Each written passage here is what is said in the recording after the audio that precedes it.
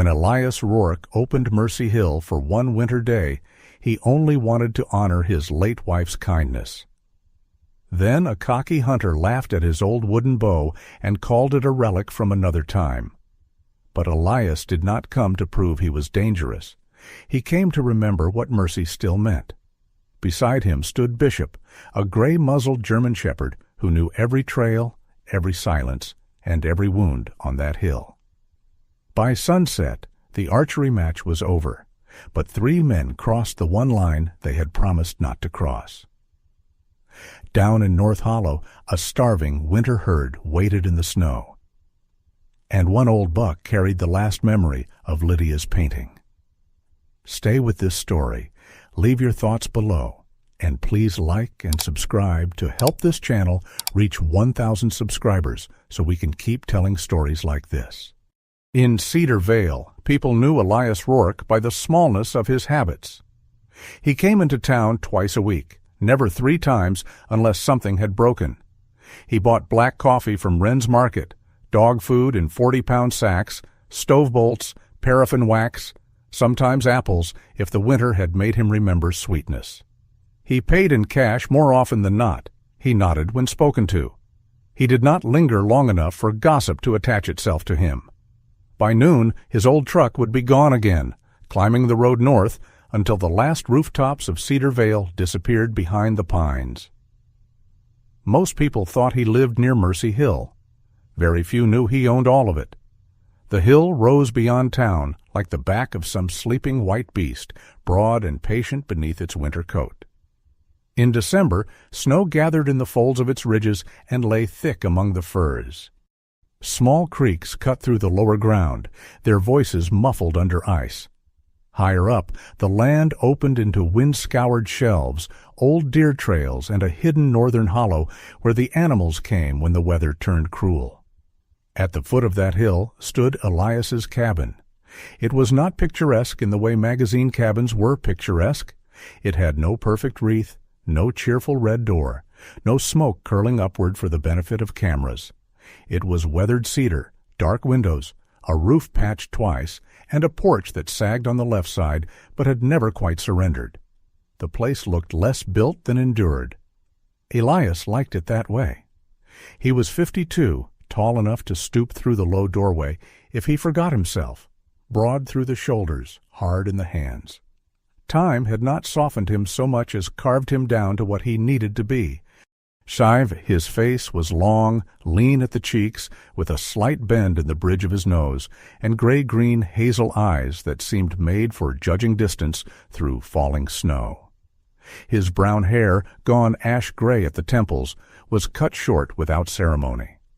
A close, silver-flecked beard shadowed his jaw, trimmed because disorder bothered him, not because vanity did. On most mornings he wore an olive-drab combat shirt, the fitted body faded from use, the camouflage sleeves worn at the elbows, faint horizontal bands across the upper arms. It was old enough not to be a costume and plain enough not to be a statement.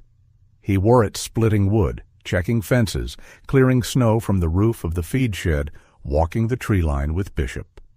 Bishop was 9.5, though Elias never said the half aloud.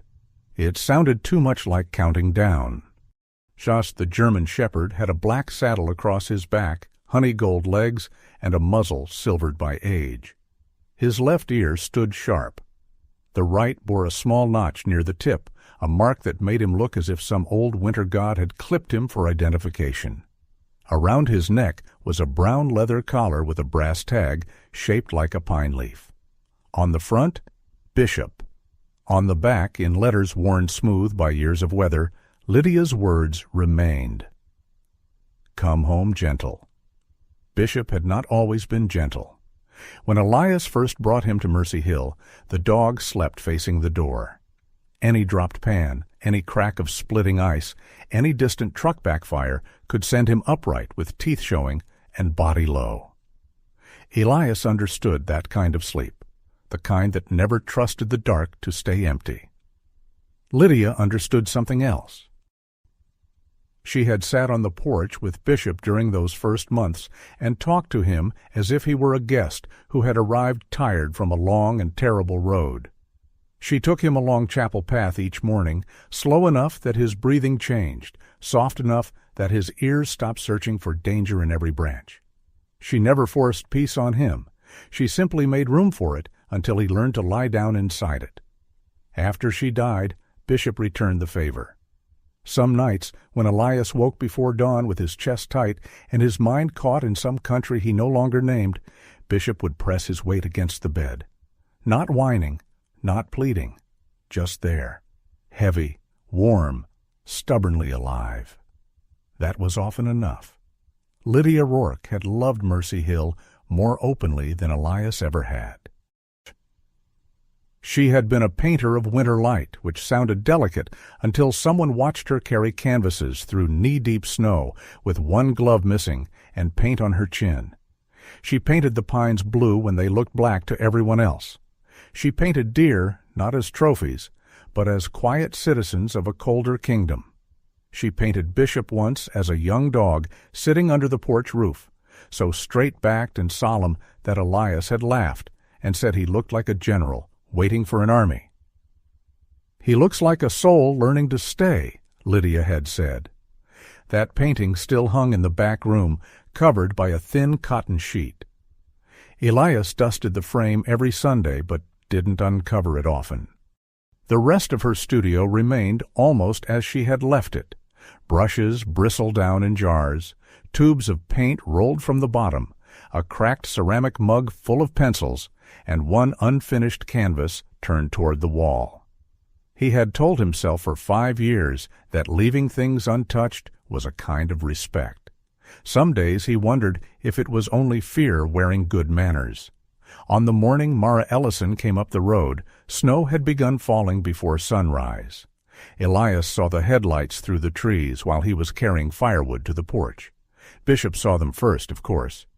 The dog lifted his head, nostrils moving, tail low, but not stiff. Not danger, then. Not exactly welcome, either. A Greene County truck rolled slowly into the clearing and stopped near the split-rail fence. Mara stepped out with her hood up, one hand holding a folder under her coat. She was in her mid-40s, compact and wind-reddened, with brown hair tucked messily beneath a knit cap, and the practical look of someone who had long ago stopped dressing for any weather except the real kind. A small patch on her forest green parka read, "Cedar Vale Wildlife Rescue." Elias set the firewood down. "Mara." "Elias." She looked toward Bishop and smiled gently. "Morning, Bishop." Bishop did not move closer, but his tail gave one slow sweep through the snow. For Bishop, this was nearly a parade. Mara had been to the cabin before, though not often. Usually for injured animals found near the lower road, once for a raven with a broken wing, once for a doe tangled in old wire. Lydia had trusted Mara. Because of that, Elias allowed himself to trust her in careful portions. "Road's bad," he said. "It's Idaho in December. The road is always bad. And sometimes it's just honest about it." That almost drew a smile from him. He invited her in because the snow was thickening and because Lydia would have scolded him from whatever bright room heaven kept for women who painted clouds. Inside, the cabin smelled of pine smoke, coffee, old wool, and dog. Mara stood near the door until Bishop finished deciding she belonged there. Then she removed her gloves and held the folder against her chest. Elias poured coffee without asking. He gave her the blue mug, Lydia's old one, then seemed to realize what he had done. His hand paused on the handle half a second too long. Mara noticed. She said nothing. That was one reason he could bear her company. "I need a favor," she said at last. "Most people do when they drive this far." "It's not small." "Most people say that after I've already said no." This time she smiled, but it faded quickly. "The rescue is short, badly short. The storm last week buried half the eastern runs. We took in 3 owls, 2 foxes, a porcupine that made everyone regret being born, and a mule deer with wire cuts so deep I nearly called Haskins to put her down." Elias looked at the window. Snow gathered along the sill like folded linen. "She lived?" "So far." "Good." Mara opened the folder. "We want to hold a winter archery fundraiser. Nothing reckless, targets only, no hunting. Lower Ridge would be perfect. Safe access, good lanes, enough room for parking near the old service road. We'd keep everyone away from Old Orchard Trail and North Hollow." Bishop, lying beside the stove, lifted his head at the word hollow. Elias did not answer. Mara continued, careful now. "Insurance is covered, waivers, marked boundaries, volunteers at every split trail. Sheriff Cross said he'd review the plan. Warden Haskins can be on call." "No?" The word came so quickly it seemed to have been waiting before she arrived. Mara closed her mouth. Elias took his mug and stood by the window. Beyond the glass, Mercy Hill climbed into snow and silence. He imagined trucks, voices, bright jackets, men laughing where Lydia used to stop and listen for chickadees. He imagined strangers pointing cameras at trees they did not know how to love. "No," he said again, quieter. Mara nodded once. She did not argue. That made it worse. She gathered the folder, then paused with her hand on it. "Lydia donated the proceeds from her last painting to us." Elias did not turn. Mara's voice softened, not with pity, but with the weight of truth carefully carried. "I never told you the amount. It paid for the winter enclosure roof, the one we still use. She told me not to make a fuss, and I didn't. But I thought you should know before I drove away." The cabin changed shape around him, not visibly. The stove still clicked. The coffee still steamed. Bishop still lay with his paws crossed. But something old moved beneath the floorboards of Elias's memory. Lydia at the window. Lydia with blue paint on her wrist. Lydia laughing because Bishop had sneezed into a jar of brush water. Lydia holding up the canvas of the old buck with the white mark on his forehead, asking whether she had made him too proud. The white-crowned buck. People in Cedar Vale spoke of that deer as if he were half animal, half rumor. Lydia had painted him in the northern hollow, standing between two leafless aspens, snow caught on his antlers like small pieces of moonlight. She sold the painting 3 months before she became too weak to climb the hill. Elias had thought the money went toward hospital bills. Of course she had given it away. Of course she had. Bishop rose slowly and came to stand beside him. The old dog leaned his shoulder against Elias's leg, not hard, just enough to remind him that staying closed was also a choice, and not always the brave one. Elias looked down at him. "You weighing in now?" Bishop blinked. Mara, wisely, did not laugh. The silence stretched. Outside, the hill vanished and returned in curtains of snow. Finally, Elias turned from the window. "Lower Ridge only." Mara's face changed, but she held back relief until he finished. "No one past Old Orchard Trail. North Hollow is closed. After 3 o'clock, nobody goes uphill. Nobody. You get written waivers. You get insurance. You get boundary maps signed by every participant. No drones without approval. No broadheads. No hunting language in the promotion. If anyone treats my land like a backdrop for foolishness, the event ends." Mara nodded through each condition. "Agreed. Cross reviews everything. I already asked him. Haskins gets the final map. I'll send it today." Elias studied her. "You were confident." "I was hopeful." "That's worse. Harder to defend against." This time she did laugh, only a little. They spent the next hour at the kitchen table, marking the map with a carpenter's pencil. Elias's hands knew the ridges better than the paper did. Lower Ridge was circled. Old Orchard Trail was crossed with a firm line. North Hollow he did not shade or label beyond the name. Some places did not need explanation. They needed distance. When the map was done, Mara tucked it back into the folder. She stood near the door, then glanced at the longbow hanging beside the kitchen. It was a plain thing at first glance. Dark wood, hand-shaped grip, old finish rubbed smooth where one man's palm had held it for years. Near the handle, beneath the oil and wear, a faint streak of pale blue paint remained like a small piece of sky trapped in the grain. "Will you shoot?" Mara asked. Elias followed her gaze. Sham, the bow, was not from his service years.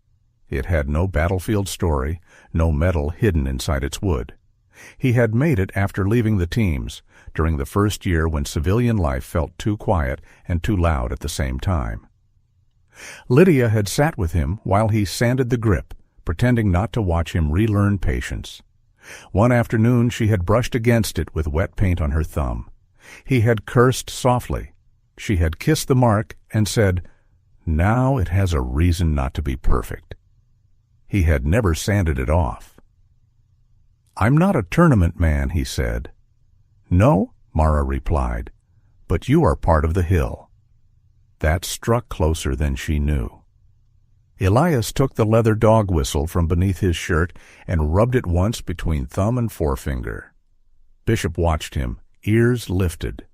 Snow whispered against the windows. Somewhere beyond the pines, under the white and the cold, the hollow held its sleeping animals. "If you need one more archer to fill a group," Elias said, "I'll shoot." Mara's smile this time was small and grateful. "I'll put you down as optional." "Put me down as reluctant." "I don't think the form has that box." "It should?" Bishop's tail moved once against the floor. In his world, it was applause. Elias opened the door for Mara. Cold air entered the cabin, sharp and clean. She stepped onto the porch, pulling her hood up again, and looked toward the hill that was no longer entirely closed. "Thank you," she said. Elias did not answer right away. He looked past her to Mercy Hill, to the pines standing like old witnesses, to the snow covering every scar without truly erasing it. "Don't thank me yet," he said. "Make sure they respect it." Mara nodded. "I will." When her truck rolled back down the road, Elias remained on the porch with Bishop beside him. The old dog's breath rose in soft clouds. The hill was quiet again, but not the same quiet as before. Inside, the longbow hung by the kitchen door, carrying its pale blue wound of paint. For the first time in years, Elias wondered if some doors were not opened by force, or even by courage. Sometimes they opened because the dead had loved something too much for the living to keep it locked forever. By 7:30, Mercy Hill no longer belonged only to silence. Headlights moved up the lower road in a slow procession, their beams sliding between the pines like pale fish under ice. Tires crunched over packed snow. Doors opened. Voices rose. Someone laughed too loudly near the old feed shed, and the sound startled a jay from a fence post. Elias stood on the porch with Bishop beside him and watched the hill accept strangers. He had been awake since before first light, though he had not slept much. The kitchen table was still marked with the careful remains of preparation: boundary maps, a thermos of coffee, a list Mara had dropped off the evening before, and a roll of blue marking tape. At dawn, he had walked Lower Ridge himself, checking every sign, every rope line, every place where a foolish man might decide a shortcut was a better idea than a rule. The snow was clean that morning, laid over Mercy Hill in soft, unbroken sheets. It made the land look innocent, which Elias knew was one of winter's favorite lies. The event area had been placed where it belonged, on the lower slope, near the old service road, far from North Hollow. Blue rope ran between cedar stakes. Wooden signs stood at the trail splits. No hunting, no exceptions. Mara had insisted the words be large enough for even the most selectively literate outdoorsman to understand. Elias appreciated that. Near the feed shed, Mara Ellison moved from table to table with a clipboard tucked beneath one arm and a radio clipped to her parka. Her forest green coat was already dusted white at the shoulders. A pencil was lodged behind one ear, though she was also holding another one in her hand. She gave directions, answered questions, checked permits, and somehow noticed when a volunteer nearly spilled soup into the box of waiver forms. "Not the legal documents, Pete," she called. "The chili can survive. The lawyers cannot." The volunteer, a large man in an orange wool hat, froze as if he had nearly dropped a newborn. For a brief moment, Elias felt the corner of his mouth move. That was the first mercy of the day. Ordinary people behaving ordinarily. They came in wool coats, hunting jackets, insulated boots, old ball caps, bright scarves, and the stiff new gear people wore when they wanted the mountains to believe they were experienced. There were retired mill workers from Cedar Vale, 2 firefighters from the next county, a husband and wife pair who shot traditional recurve, 3 older veterans who greeted Elias with nods instead of questions, and a group of Montana archers who unloaded their bows with the quiet care of musicians opening instrument cases. Nobody approached the cabin. Mara had made sure of that. The registration table stood beside the feed shed, not the house. Coffee steamed from silver urns. A pot of bean soup simmered on a camp stove. Someone had brought waffles wrapped in foil, and their sweet smell wandered through the cold, like a cheerful, confused little ghost. Bishop approved of the waffles from a distance. The German shepherd sat at Elias's left heel, ears shifting with each new sound. His brass pine leaf tag rested against the old leather collar, the small strip of Lydia's blue cloth tied beside it, moving whenever he breathed. Age had made Bishop slower, but not vague. He watched people with the deliberate patience of a judge who had long ago stopped being impressed by speeches. "Easy morning," Elias murmured. Bishop's eyes remained on the crowd. "That's not agreement," Elias said. "That's suspicion with fur." The dog blinked once. Below them, Sheriff Leland Cross arrived in a brown winter jacket over his uniform shirt, his silver mustache carrying a small crust of frost by the time he stepped from his cruiser. He moved with the unhurried weight of a man who believed haste was often a confession. In one hand he carried a scratched steel thermos, the same one he had carried for as long as Elias had known him. Leland looked up toward the porch and lifted the thermos in greeting. Elias nodded back. That was a full conversation by Cedar Vale standards. The first hour went better than Elias expected. People signed waivers. Mara pointed out the boundary map. Leland repeated the safety rules in a voice dry enough to season jerky. A few participants glanced curiously toward Elias's cabin, but they did not wander. One elderly woman asked if Bishop was friendly. Elias said, "Depends on your definition." The woman considered this, nodded, and wisely admired him from 6 feet away. Then the black trucks arrived. 3 of them came up the road together, 2 clean for the weather and 2 loud for the hill.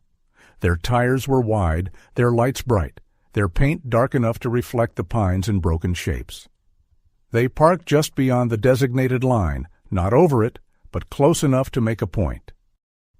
Men stepped out wearing snow camouflage, technical layers, tactical gloves, chest rigs, camera mounts, and the confident expressions of people accustomed to being filmed from flattering angles. At their center was Tanner Voss. Elias had never seen the man in person, but he recognized the type before he knew the name. Tanner was tall, broad, and polished in a way the mountains rarely produced on their own. His hair was cut in a clean fade, his beard trimmed with almost mathematical precision. He wore a soft-shell jacket with a sponsor logo on the sleeve and a small action camera mounted to his chest. Every movement seemed designed to look natural once edited. He smiled before he felt anything. That was what Elias noticed first. Beside him, Rhett Calder climbed from the second truck, laughing at something nobody had said yet. He was thick through the neck, red-faced from cold or temperament, with mirrored glasses pushed up on his cap. Gunner Shaw followed with a hard case, 2 camera bags, and the restless eyes of a man who saw landscape only in frames. Mason Pike came last, quieter, leaner, his slate-gray jacket less expensive and less certain. He looked at the hill before he looked at the crowd. That made him the only one of the 4 Elias did not immediately dislike. Mara met them near registration. Tanner turned his smile on as if pressing a switch. "Mara Ellison," he said warmly. "Tanner Voss, thanks for letting us be part of this.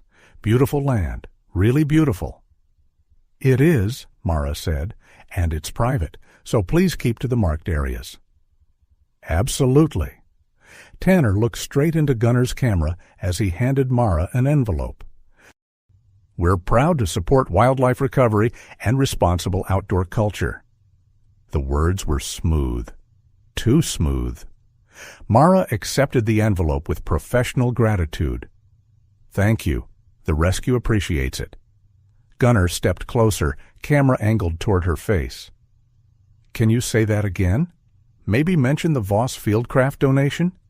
Mara's smile did not move, but something behind it put on a coat of armor. "No." Gunner lowered the camera half an inch. "No?" "No," Mara said. "You can film the public event areas after people consent. You can't use the rescue as an advertisement unless we approve the final material." For a moment, Tanner's smile thinned. Then he laughed softly and clapped Gunner on the shoulder. "See? That's why we love local organizations. They keep us honest." Leland Cross, standing nearby with his thermos, said, "Some of us try." Tanner glanced at him, measured the badge, and adjusted his manner at once. "Sheriff?" "Mr. Voss." It was not a greeting. It was a warning wearing a hat. Elias watched from the porch, feeling the day tilt slightly. Bishop stood, not fast, not dramatically. He simply rose from his haunches and faced the registration table, his tail lowered, not tucked, not fearful. The blue scrap on his collar fluttered once in the wind. Elias looked down at him. "You smell cologne or trouble?" Bishop did not look away from the men. "Both, then." Mara continued the check-in.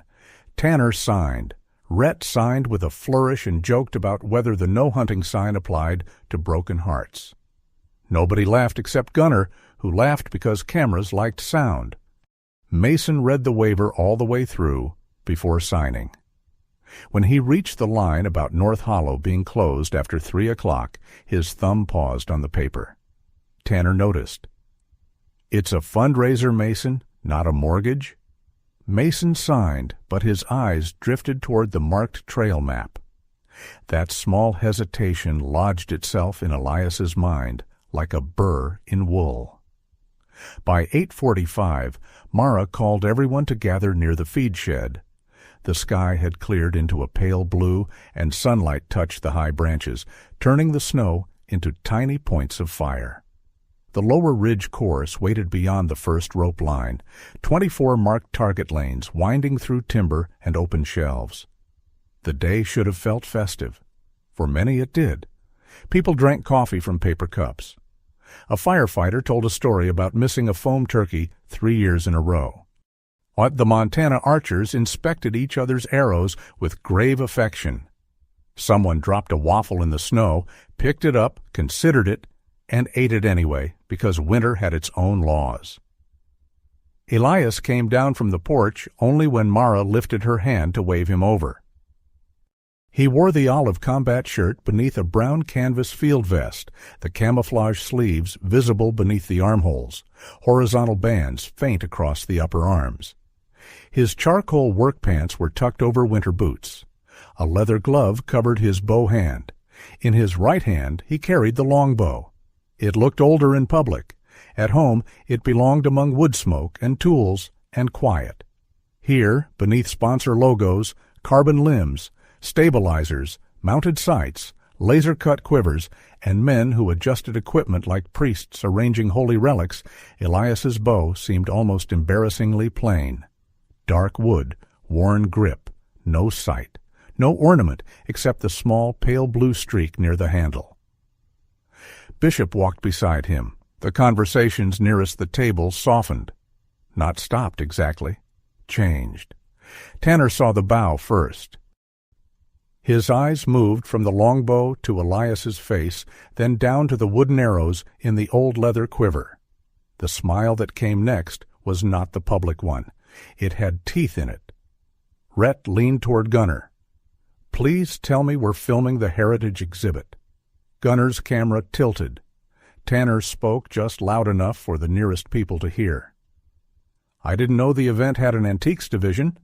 A few men chuckled. One stopped when Mara looked at him. Elias set his entry fee on the table. Mara's jaw tightened. "Tanner." "What?" Tanner spread his hands. "I respect tradition." Leland Cross took a slow sip from his thermos. "Best not to respect it too loudly." Rhett grinned, but less confidently. Elias signed his name. The pen moved steadily over the paper. Elias M. Rourke. No flourish. No delay. If the words had landed, they landed somewhere deep enough not to splash. Bishop stood close to his leg and watched Tanner. That was what changed the air. Not Elias's silence, not Mara's displeasure. The dog. Bishop did not bare his teeth. He did not growl. He simply looked at Tanner as if filing him away under a category no man wanted to occupy. Tanner's expression held for the camera, but his eyes flicked once toward the dog's scarred ear, the brass pine tag, the old blue cloth. Mason, standing behind Rhett, looked too. His face shifted with something like recognition, though not of Bishop himself, of a kind of animal, a kind of history. "He serve?" Mason asked, not loudly. Elias turned his head. The question had not been mockery. That saved it. "He survived," Elias said. Mason absorbed the answer. His mouth opened as if another question wanted to follow, but Tanner cut in. "Good-looking dog," Tanner said, smiling again for the people near him. We love working breeds. Discipline, drive, purpose." Bishop sneezed. The timing was so perfect that someone behind Mara choked on coffee. Elias looked down at the dog. "Manners." Bishop did not appear sorry. The brief laughter that followed was small but real, and because it was real, Tanner could not control it. His smile stayed in place, but his eyes cooled. Mara moved quickly into the rules briefing. She explained the course, the boundaries, the no-hunting policy, the closed trails, and the 3 o'clock cutoff for any uphill access. Leland added that violations would not be treated as misunderstandings. He said the word misunderstanding the way other men said snake. Tanner listened with perfect politeness. Gunner recorded. Rhett shifted his weight, bored. Mason kept looking at the map. Then, while Mara answered a question about scoring, Elias saw Tanner lean slightly toward Gunner. The cameraman angled his chest away from the group, but not enough.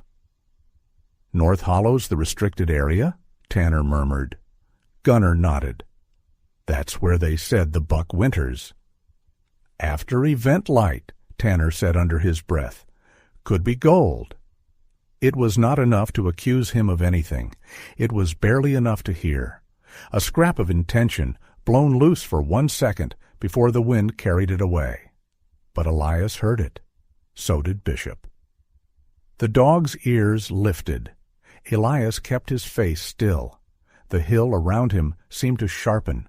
Blue rope, boot prints, coffee steam, Tanner's clean gloves, Gunner's camera, Mason's uneasy silence, the long white slope rising beyond the legal boundary toward the hollow Lydia had loved.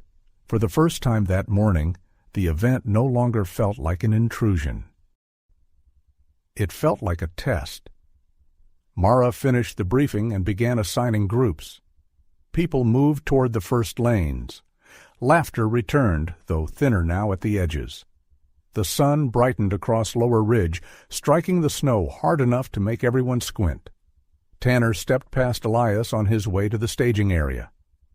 "Good luck with the museum piece," he said softly, for Elias alone this time. Elias looked at him. There were several answers available, some sharp, some satisfying. A few Bishop might have approved of if spoken in the right tone. Elias chose none of them. He rested one hand on the bow, thumb touching the pale blue paint Lydia had left there years ago. "Luck's for men who don't know the land," he said. Tanner paused. Only for a second. Then he laughed and walked on. Mason lingered half a step behind the others.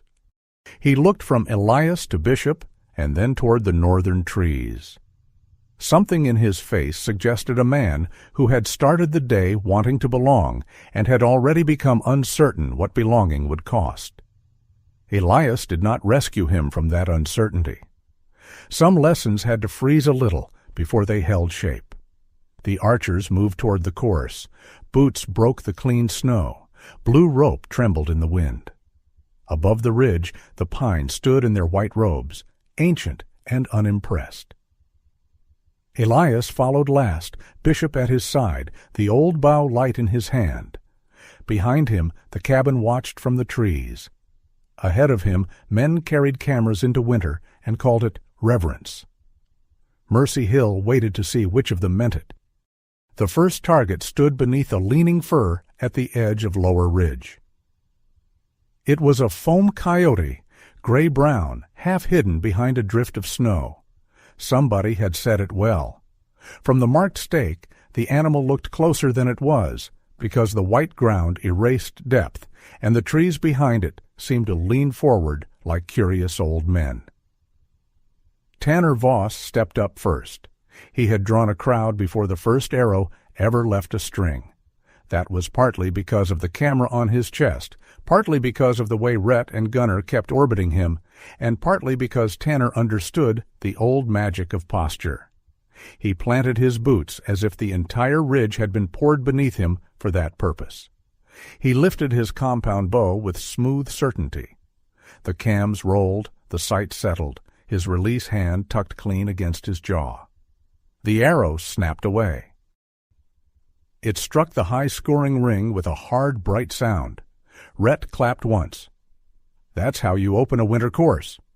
Gunner angled the camera toward the target, then back toward Tanner. First shot, cold weather, unknown distance. Clean. Tanner lowered the bow and gave a small smile, the kind that asked to be called humble. Around him, several people nodded. Skill was skill, even when wrapped in vanity. Elias watched from farther back with Bishop sitting beside his left boot. He did not resent Tanner's shot. A man could be arrogant and still know his equipment. The world had never promised that fools would be incompetent. In Elias's experience, the dangerous ones often were not. When his turn came, Elias stepped to the stake without ceremony. The longbow felt warm where his palm had known it for years. He did not lift it immediately. He looked at the coyote, then at the snow between the stake and the target, then at the low branch moving just above the foam animal's back. A thin wind slid downhill, touched his cheek, and was gone. Bishop's right ear twitched. Elias drew. No wheels turned. No let-off carried the weight for him. The bow bent with the old honesty of wood under strain. For one breath, Elias stood with the string against his face and his right hand quiet beneath his cheekbone. Then he released. The arrow arced lower than Tanner's carbon shaft, slower too, and for that half-second, Rhett's mouth began to make a smile. Then the cedar arrow struck only an inch from Tanner's. The smile died before it was born. A merciful end, really. Some smiles were never meant to survive infancy. Mara, who had come up the trail to check on the first group, marked the score and said nothing. But her eyes warmed. Leland Cross, watching from near the rope line with his thermos in hand, murmured, "Well, I'll be."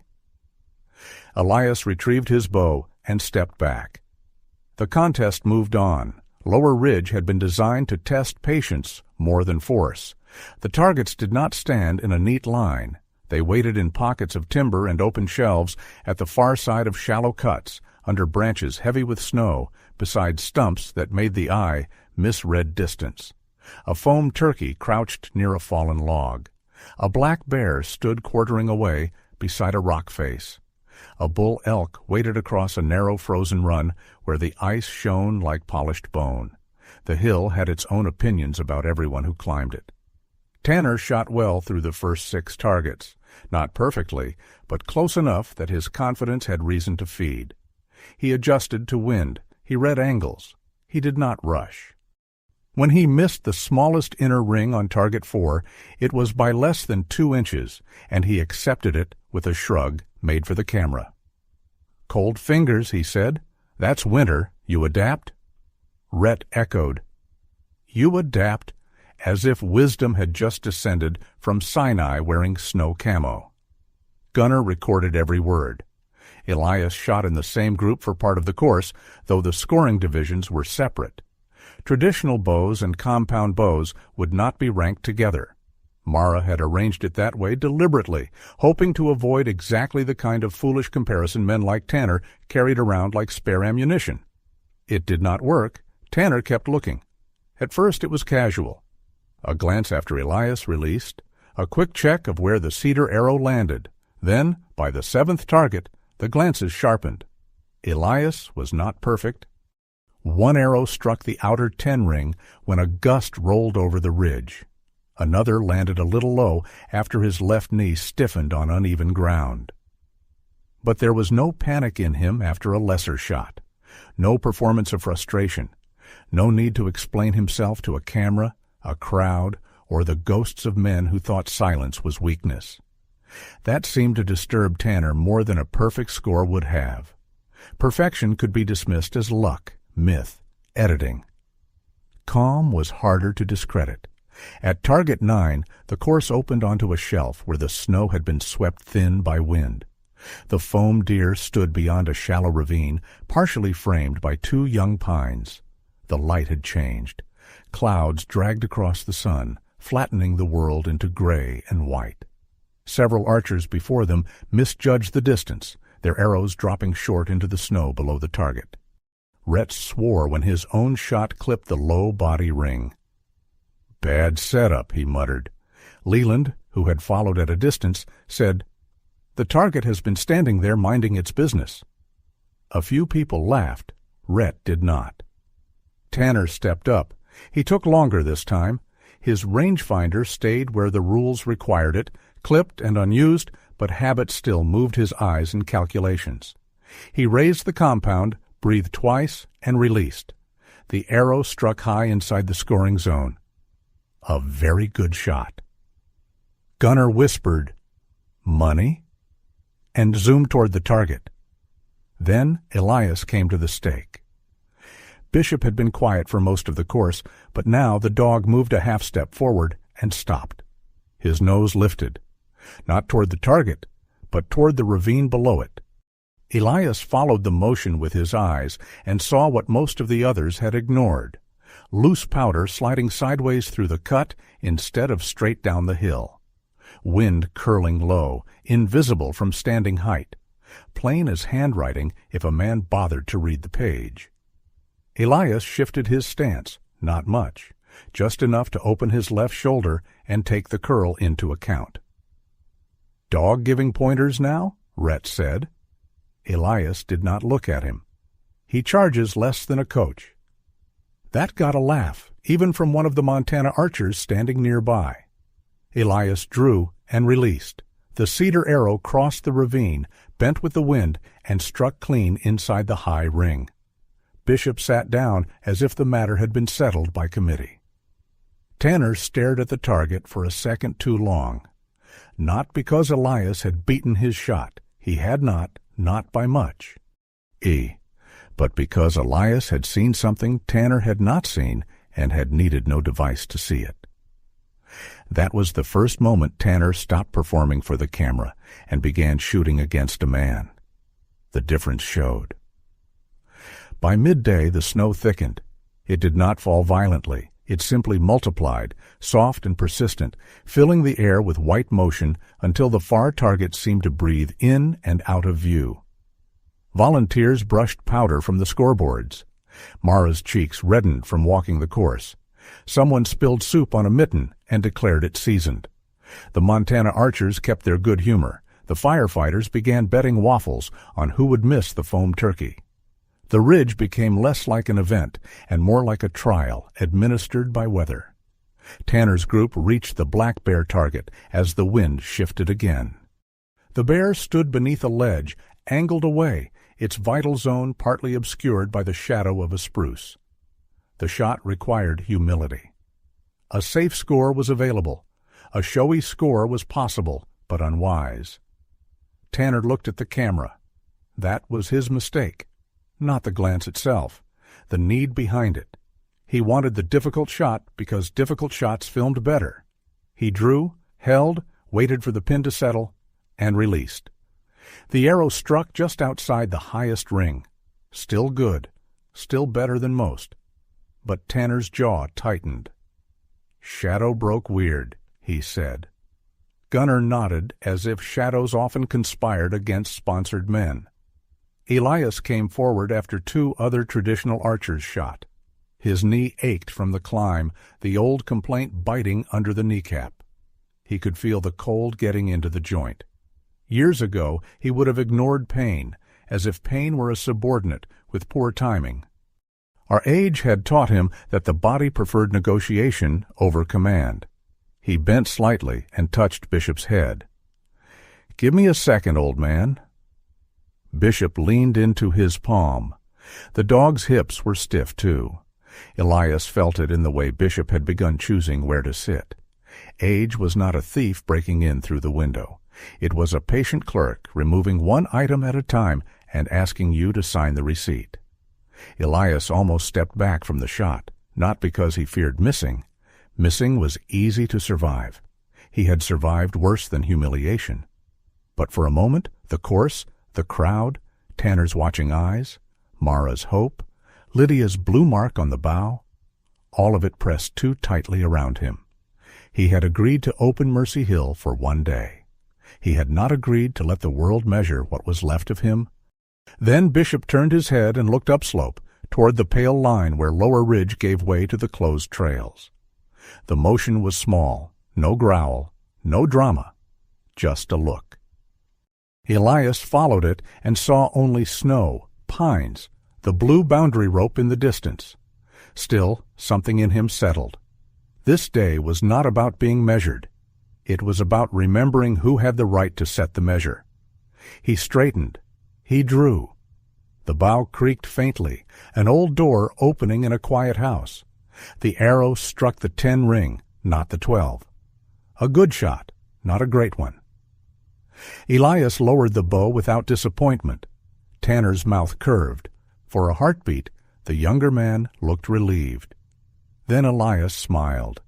It was small, almost private, directed more at Bishop than anyone else.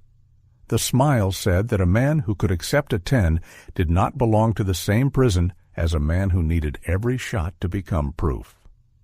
Tanner's relief vanished. The course went on. At the last traditional division target, the trail narrowed beside a frozen creek.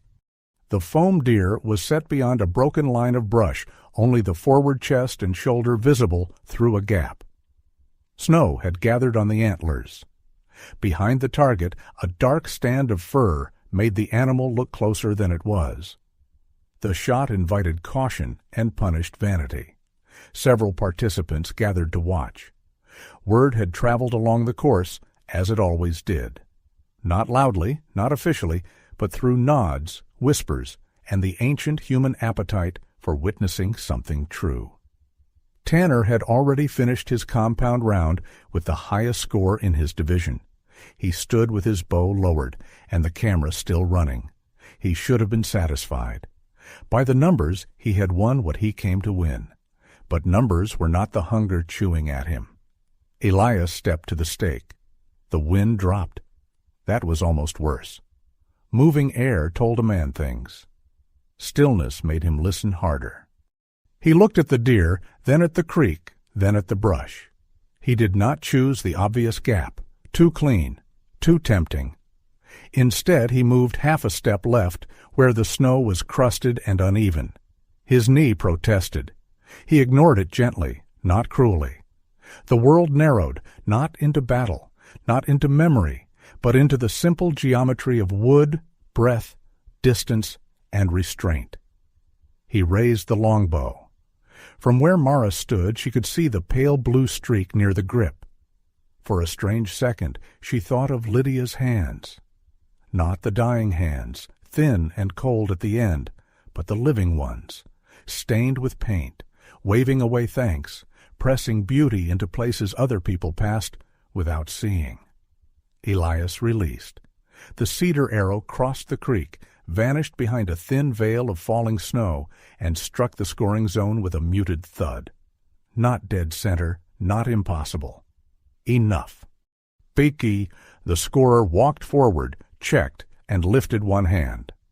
Elias had taken the traditional division by 2 points.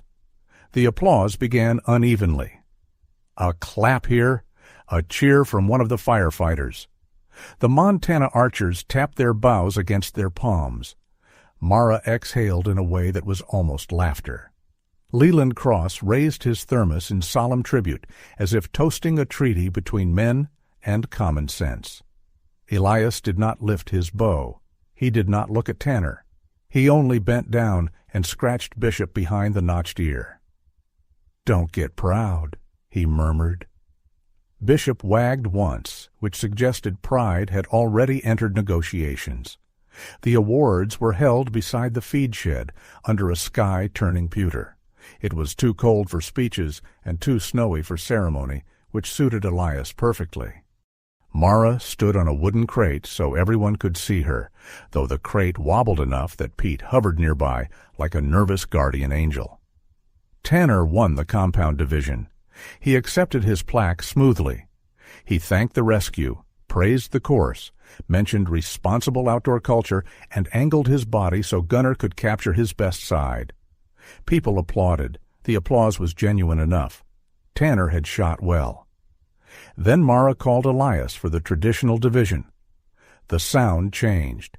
It was not louder at first. It was warmer. That was the part Tanner heard. Elias walked up without hurry. Snow clung to his shoulders and the brim of his cap. Bishop remained near the front of the crowd, sitting so straight that one of the firefighters whispered, "That dog outranks me." Mara handed Elias a small wooden badge, hand-burned with the event name and a pine branch around the edge. "Our first place, traditional." "Thank you," Elias said.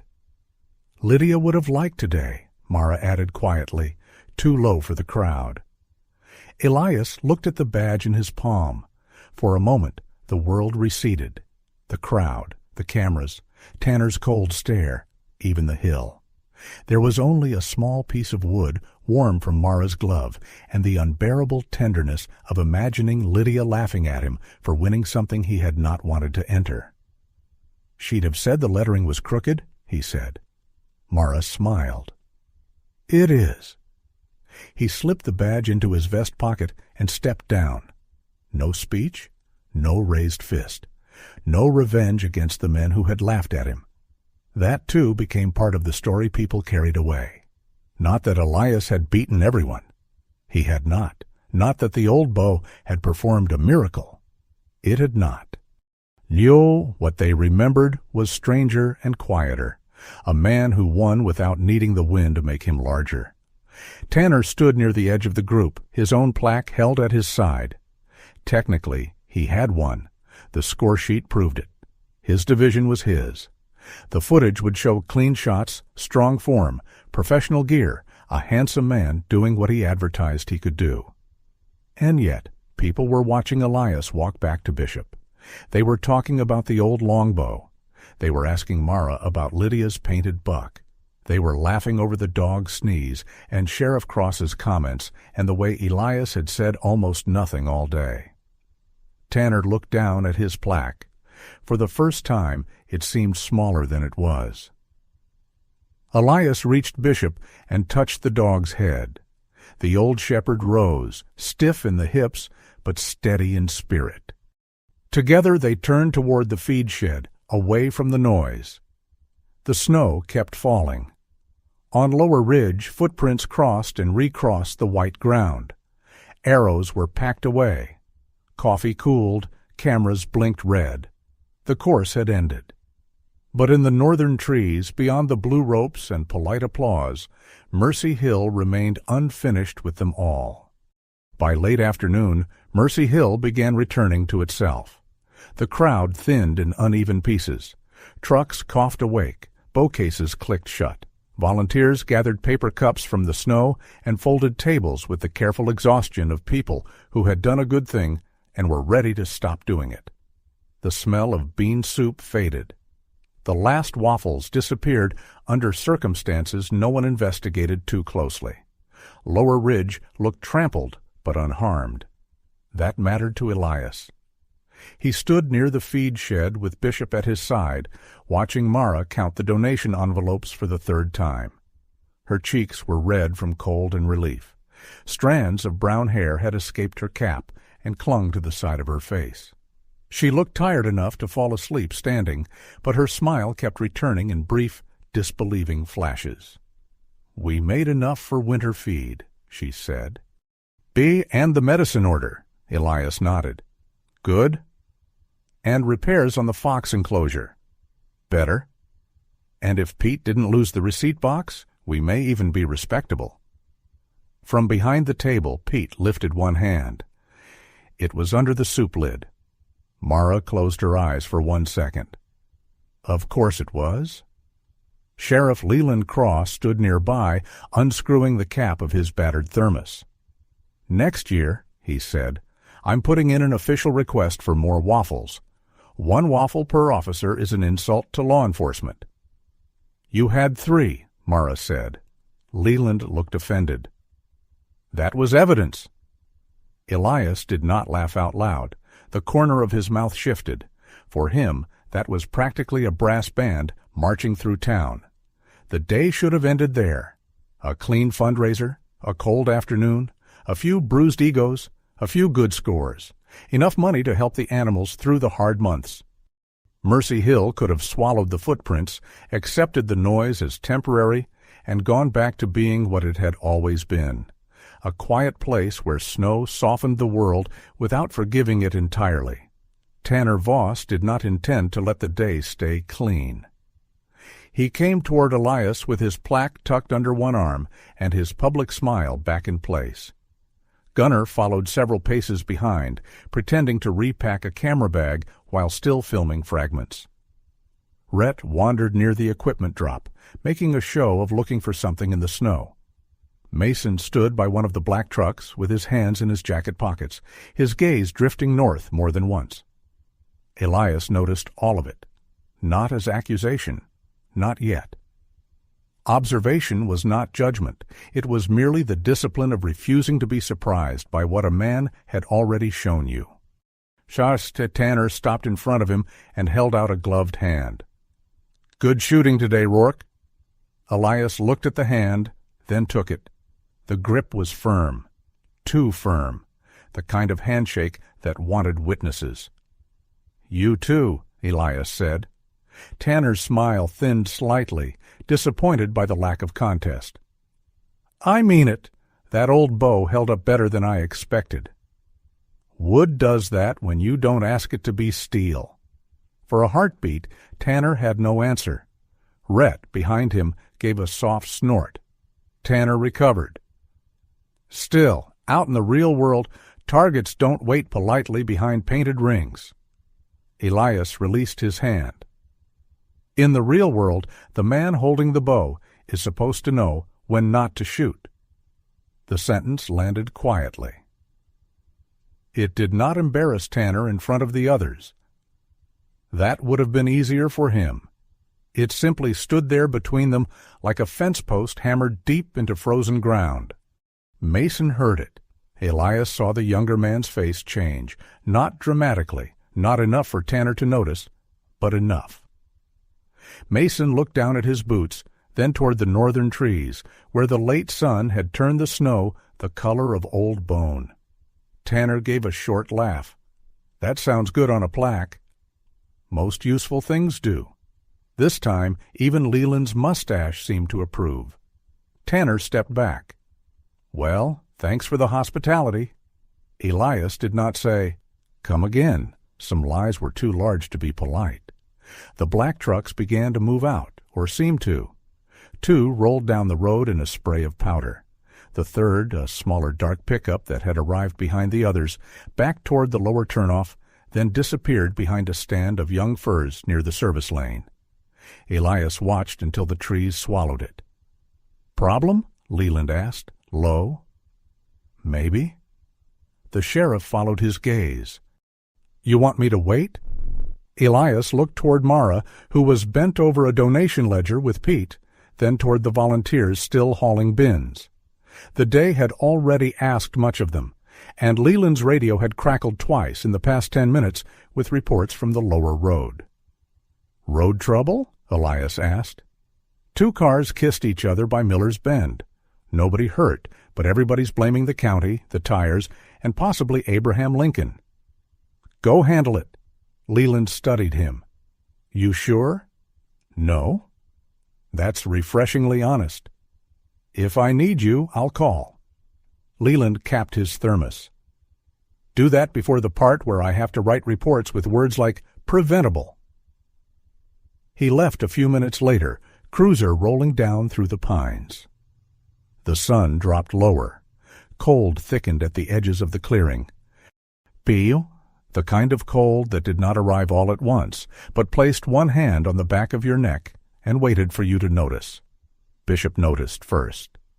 The old German shepherd had been lying near the feed shed, chin on his paws, eyes half closed, while the humans performed the strange ritual of cleaning up after themselves. Then his head lifted. His ears came forward. He stood slowly, not with the stiffness of age, but with the precision of purpose. Elias turned before anyone else did. Bishop walked toward the western edge of the clearing, not fast, not uncertain. He crossed the trampled snow, past the last stack of folded chairs, and stopped where the marked event boundary bent around a cluster of pines. Beyond that point lay Old Orchard Trail, the middle ground between the permitted course and the closed northern slope. The blue boundary rope trembled lightly in the wind. Bishop stood facing it. No bark, no growl, just stillness. Mara saw Elias moving and came after him, clipboard still in her hand. "What is it?" "Don't know yet." That was not entirely true. He knew the shape of the feeling. A room going quiet before a bad door opened. A dog listening to something beyond human hearing. A day that had smiled too brightly and now showed the thin crack beneath the paint. Bishop lowered his nose to the snow near the rope line. He sniffed once, then lifted his head and looked toward the trees. Elias crouched carefully, his knee protesting. The snow beside the rope had been disturbed, not by the general traffic of the event.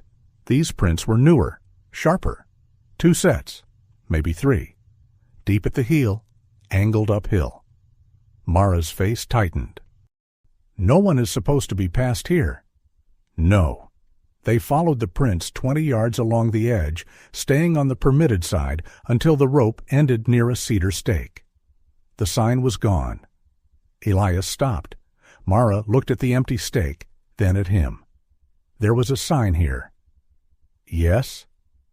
"No access beyond this point." North Hollow closed.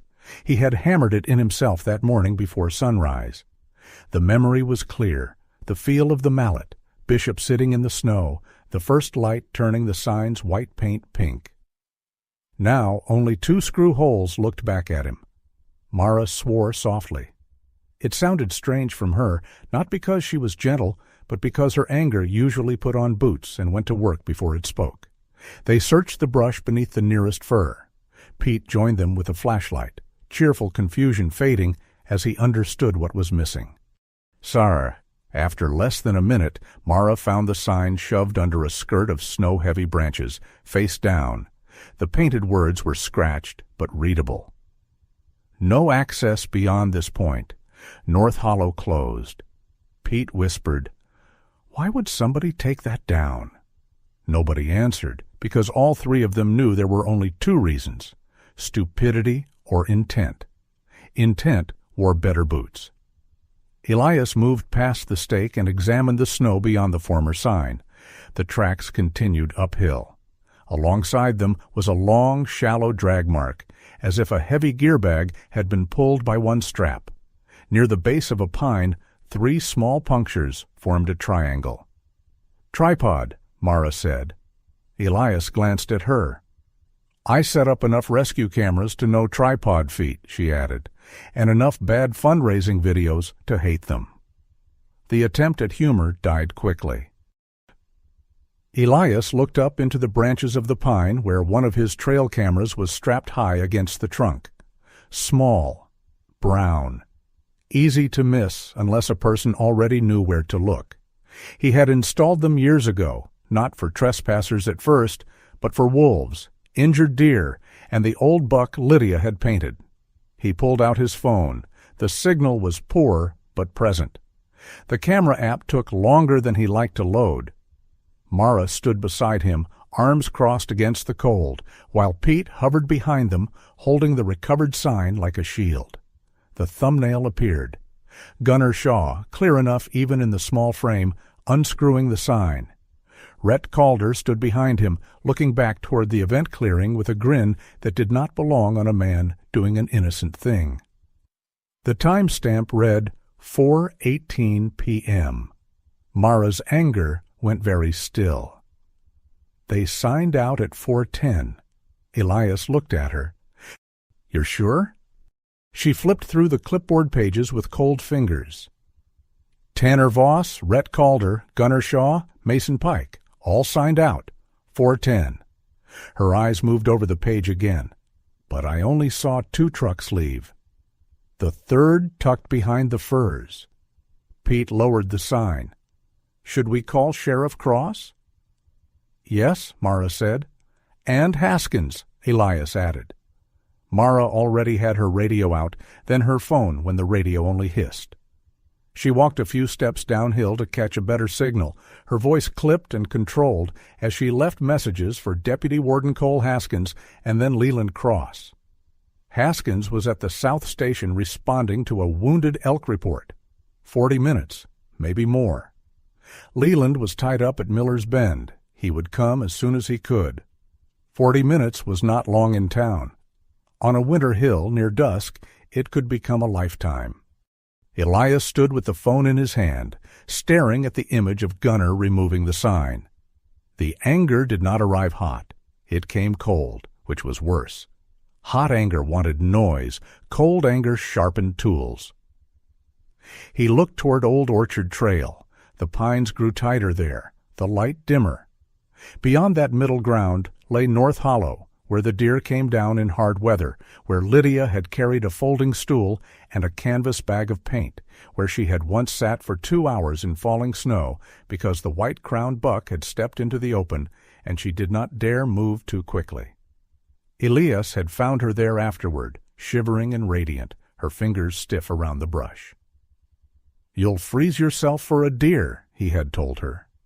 She had smiled without taking her eyes off the canvas. Not for a deer. For proof. Proof of what?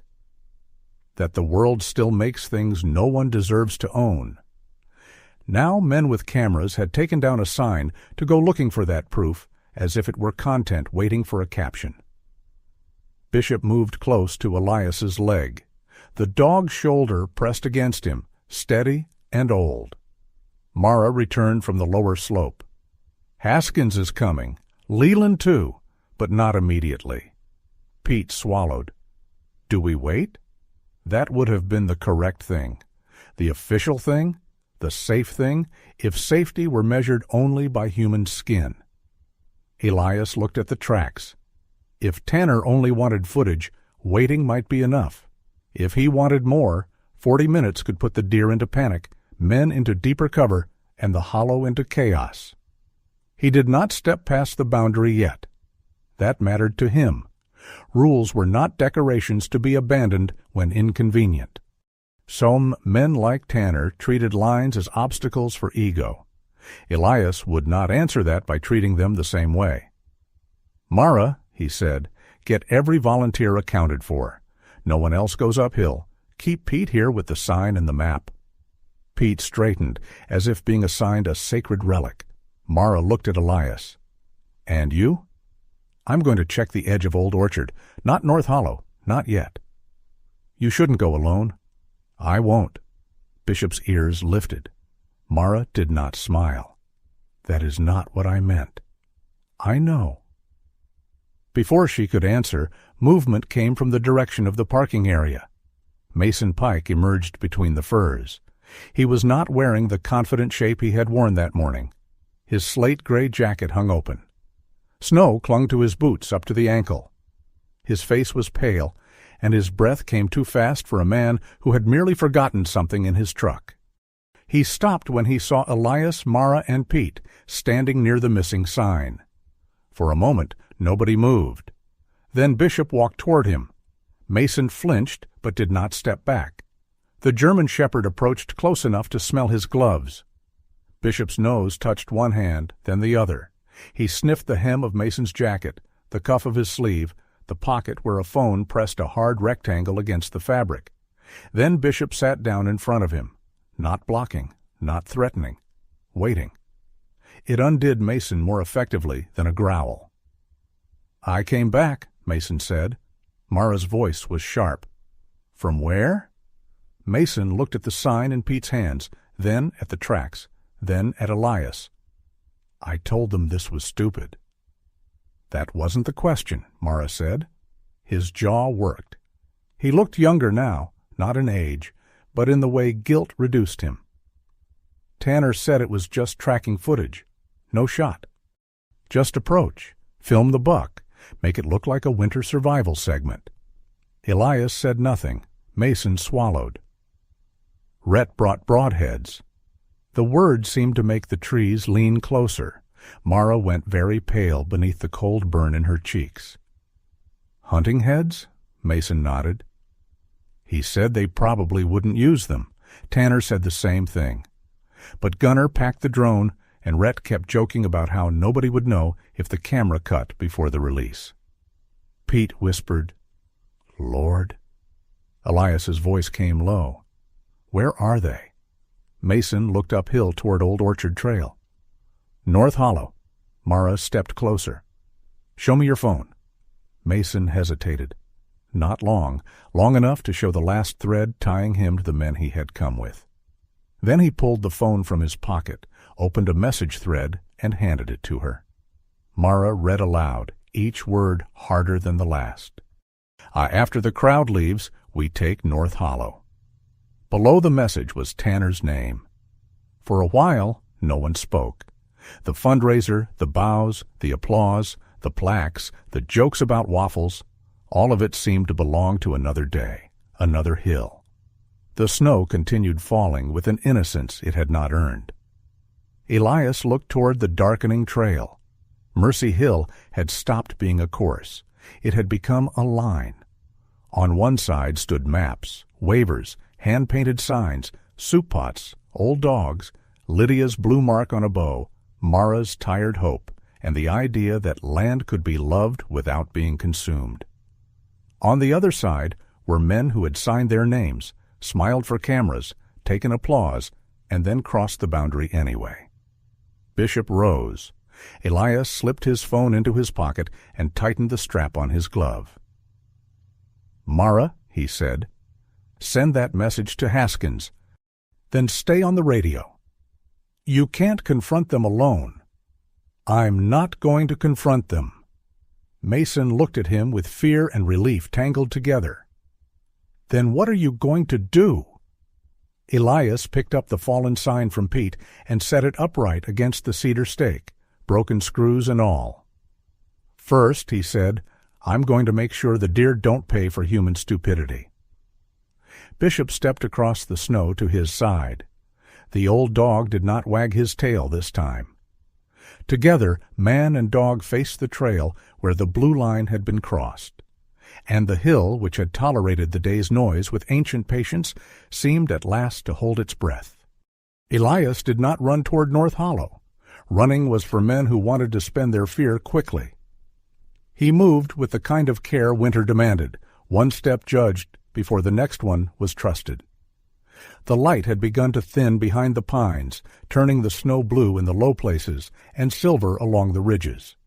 Behind him, Lower Ridge was no longer a chorus, no longer a fundraiser, no longer a place of applause and hand-burned plaques. It had become a camp after battle, full of folded tables, cooling coffee, and people speaking in low voices because they understood something had gone wrong. Mara stood at the edge of Old Orchard Trail with her phone raised, trying to hold a signal between two bars and a prayer. "I sent Haskins the trail camera stills," she said, "and the text thread from Mason's phone. Leland has them, too." "Good. Haskins says don't engage if you can avoid it." Elias glanced toward the darkening trees. "I plan to avoid a lot of things." "That is not an answer. It's the closest thing I have." Mara looked like she wanted to argue. Her face was tight with anger, but beneath it lived something more difficult. Responsibility. The event had been hers. The invitation, hers. The trust Elias had extended, hers to protect. Now 3 men had turned that trust into a door and walked through it. Elias understood that kind of guilt. It always tried to take more weight than belonged to it. "This isn't on you," he said. Mara's mouth hardened. "It happened at my event. It happened because Tanner chose it." She looked away, blinking against the cold. Pete waited behind her with the recovered sign under one arm, holding it as solemnly as if it were a fallen flag. Mason Pike stood several steps away, shoulders drawn in, one hand wrapped around the blue paracord bracelet on his wrist. He had the stunned look of a man who had finally told the truth and discovered that truth did not make the world lighter right away. Elias looked at him. "You're coming as far as the lower bend." Mason's head snapped up. "Me? You know where they went?" "Yes, but you don't carry anything. You don't talk unless I ask. You stay behind me." Mason swallowed. "Okay." Mara stepped closer. "Elias?" "I'm not taking him to make him brave," Elias said. "I'm taking him so he can't pretend later that he didn't understand." That silenced Mason more thoroughly than anger would have. Bishop stood between the men and the trail, old body outlined in dusk. His black saddle had turned nearly blue in the failing light, his honey-colored legs planted deep in the snow. Parti, the small strip of Lydia's faded blue cloth on his collar, stirred in the wind. Elias lowered his hand. Bishop pressed his muzzle briefly into Elias's palm. Then they entered Old Orchard Trail. The trail did not climb steeply at first. It curved between old apple trees that had gone wild long before Elias bought the land. Their twisted limbs reached over the snow like black fingers, still holding a few shriveled fruits the birds had missed. Lydia had loved that part of the hill. She said the trees looked like stubborn old women refusing to die politely. Elias had once told her trees did not care about politeness. She had answered, "Exactly, that's why I trust them." Bishop moved ahead, slow but certain. Every few yards he paused, nose low, then lifted his head toward the wind. He did not pull. He did not rush. There was no drama in him, only work remembered in the bones. "Sa'i, long ago Lydia had walked him here after storms, tying small strips of blue cloth to branches so the path home could be found when snow erased the world. Most of those scraps were gone now. A few remained, weathered pale, fluttering like pieces of a promise the hill had kept. Mason noticed one. "What are those?" Elias did not stop. "Markers." "Yours?" "Lydia's." Mason said nothing after that. The deeper they went, the less the day seemed real. The laughter near the feed shed faded. The tire tracks and applause belonged to another country. Here, sound came smaller. Snow slipping from branches, Bishop's breath, Mason trying not to pant, Elias's boots finding familiar places beneath unfamiliar light. At the lower bend, Mara's voice crackled through Elias's phone on speaker. Haskins is moving. At 25 minutes if the road holds. Copy. Leland is leaving Miller's Bend now. Tell him to come without lights once he hits the service road. He already said the same thing. Good man. Mara hesitated. You still have visual? Not yet. Be careful.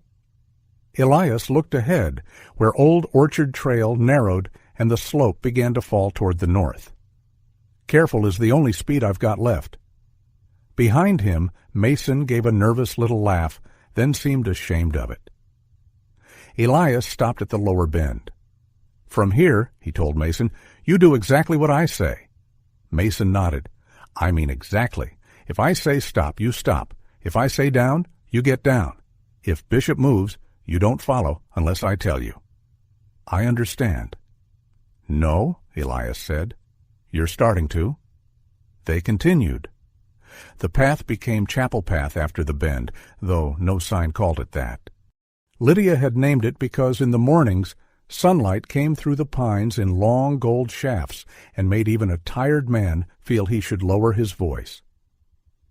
At dusk it was less chapel than corridor, a passage between the living trees and the sleeping hollow. Elias carried the longbow in his left hand. He hadn't nocked an arrow. The bow was not there as a threat. It was there because without it his hand would feel too empty, and an empty hand sometimes reached for the wrong thing. The smooth grip, worn by years, reminded him of sanding cedar in the shed while Lydia painted nearby. It reminded him of making instead of breaking. It reminded him that a weapon was not defined by shape alone, but by what the hand intended. At the last stand of pines before North Hollow, Bishop froze. This time it was not a quiet warning. His body lowered, his ears angled forward. A low sound moved through him, not quite a growl, more like thunder still deciding whether to become a storm. Elias raised one hand. Mason stopped so quickly he nearly slipped.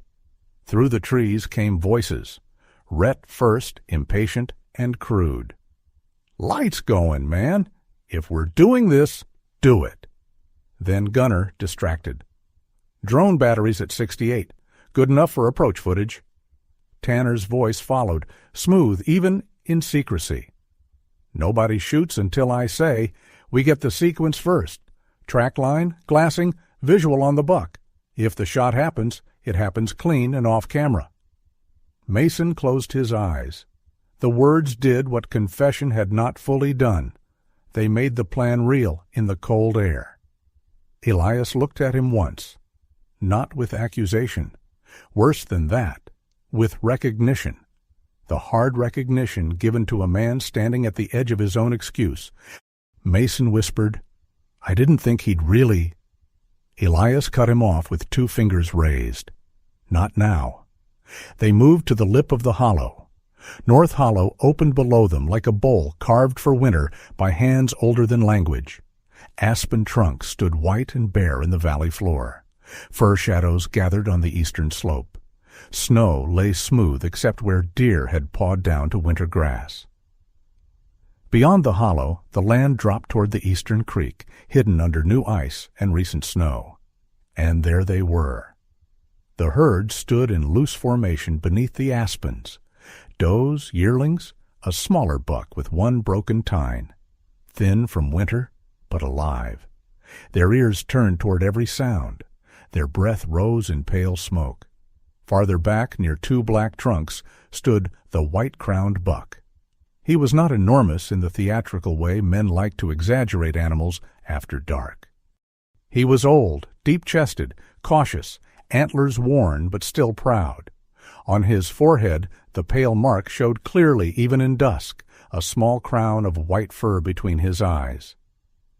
Elias felt Lydia before he remembered her, not as a ghost, not as some whisper in the pines, as a pressure behind the ribs, where love kept its old rooms. He saw her sitting on her folding stool, red coat bright against the snow, brush held in fingers stiff from cold. He heard her say, "Don't move. He's looking this way." The buck lifted his head now, not toward Elias, toward Tanner. Tanner stood on the opposite rim of the hollow, with Gunner crouched near a tripod and Rhett kneeling by an open gear bag. Gunner had set the drone on a flat patch of snow. Its lights blinked small and artificial against the blue evening. Rhett was screwing a broadhead onto an arrow shaft, fingers clumsy in gloves, but practiced enough. The sight of it cleared Elias's mind. Not rage, clarity. He stepped from the trees before Rhett could lift the bow. "Put the head down." His voice carried across the rim, low but exact. Rhett jerked, the arrow slipping in his hand. "What the—" Tanner turned, and for one bare second his face showed the real thing, annoyance sharpened into alarm. Then the mask returned. He reached for his phone and lifted it as he spoke. "Mr. Rourke," Tanner said, voice suddenly polished. "You need to step back. We're filming legal wildlife observation from a safe distance." Mason stepped out behind Elias. Tanner saw him. The Polish cracked. "You brought him?" Mason's voice barely worked. "You said no broadheads." Rhett shoved the arrow partly behind his leg. Too late. Gunner's drone light still blinked beside the open bag. Elias did not move closer. Bishop stayed at his left, trembling with restraint. "You're on private land," Elias said. "Past a marked closure, after signing a waiver that named this hollow as restricted. You removed a sign. You carried hunting heads into a no-hunting event. Haskins and Cross have the evidence." Tanner kept the phone aimed at Elias.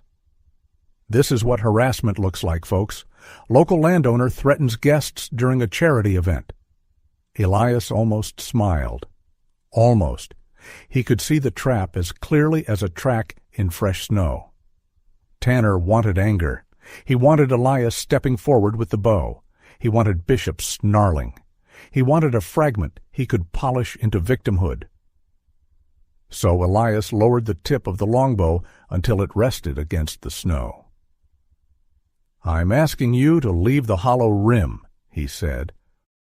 "No one here needs to be threatened for you to be wrong." That landed harder than a shout. Gunner looked uncertain. Rhett looked angry. Tanner looked trapped, which made him more dangerous. Then the drone chirped.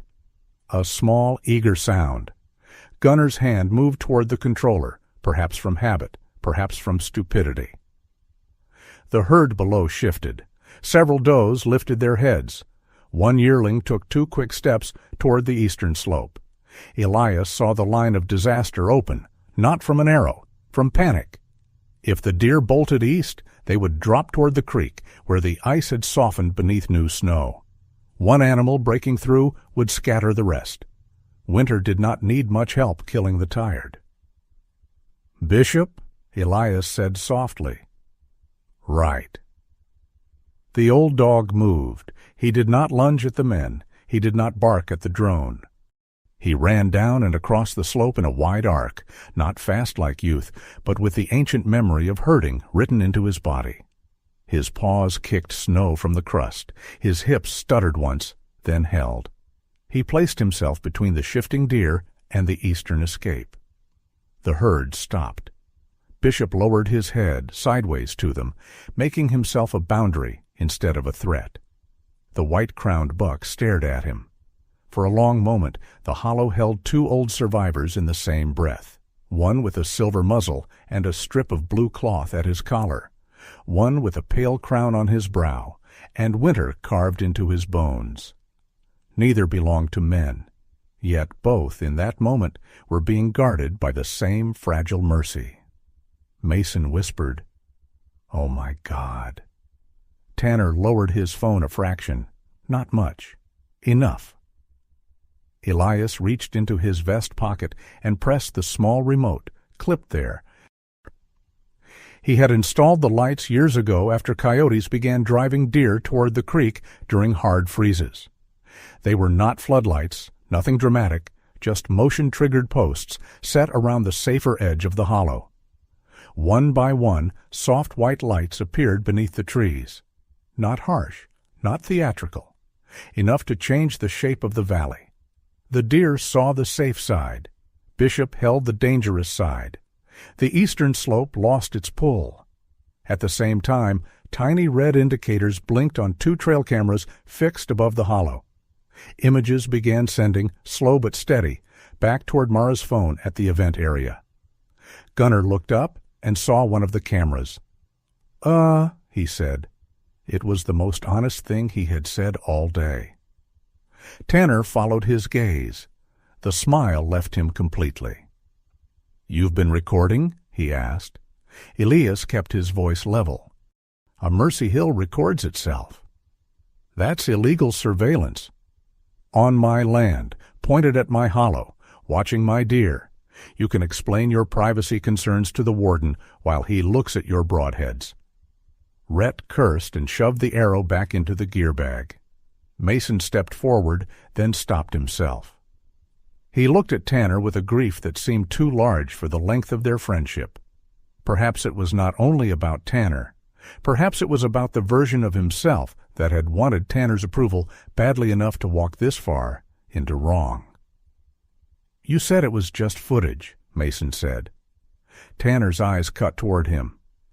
"It was, until you lost your spine."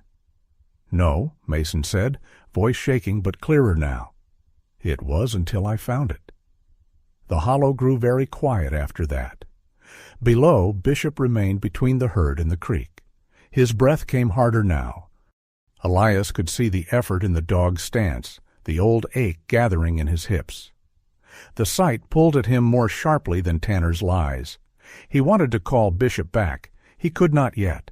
The herd had not settled. The white-crowned buck took one step, then another, not east, but toward the safer line of lights along the western floor. The does followed, slowly, cautiously. Their bodies moved through the snow like shadows, remembering how to trust the dark. Bishop did not chase. He simply held the line until the last yearling turned away from the creek. Only then did Elias whistle once, low and soft through his teeth. Bishop looked back. For an instant, even from the rim, Elias could see the old dog's eyes catch the light. "Come home gentle," Lydia's tag said. Bishop climbed slowly toward him. Tanner watched the dog return, watched the herd leave the dangerous slope. He watched the drone sit useless in the snow, its tiny lights blinking like a foolish insect. His phone was still in his hand, but he was no longer filming. There was nothing left for him to frame that made him look like the hero. Elias reached down when Bishop came close. The dog pressed briefly against his leg, breathing hard but steady. Elias kept his hand on the black fur between Bishop's shoulders. From far below, faint through the trees, came the distant sound of an engine climbing the service road. Then another. Haskins and Leland were coming. Tanner heard it too. For the first time since Elias had stepped into the hollow, the younger man looked not angry, not amused, not performative. He looked caught. The last of the daylight slipped behind the ridge. North Hollow glowed softly under Elias's white safety lights. The deer had moved out of the danger line. The old buck stood half-hidden between 2 aspens, his pale crown visible for one breath more before he disappeared into the trees. Elias did not raise his bow. He did not need to. Tanner's smile was gone, and the hollow had already judged him. The sound of the engines did not arrive like rescue. It came broken by distance and timber, rising from the lower service road in low mechanical growls, fading, returning, then catching again as tires fought the icy grade. Somewhere below, Deputy Warden Cole Haskins and Sheriff Leland Cross were climbing toward North Hollow. Tanner heard it. So did Rhett. So did Gunner.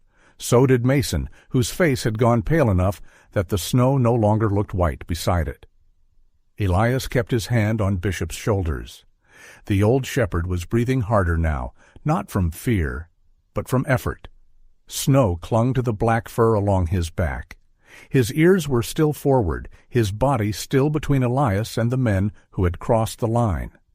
For one small moment, nobody moved. North Hollow glowed under the soft white safety lights. The deer had withdrawn toward the western trees. The white-crowned buck was gone, though Elias could still feel the place where it had stood, as if the air remembered the shape of him. Then Rhett ruined the silence. "You can't hold us here," he snapped. His face had reddened in the cold, and anger made him look larger than he was. "This is insane. We didn't shoot anything." Elias looked at the open gear bag. Not for lack of preparation. Rhett kicked Snow over the bag flap, too late to hide what had already been seen. "We were filming. That's not a crime." "Removing a posted closure sign is," Elias said. "Trespass is.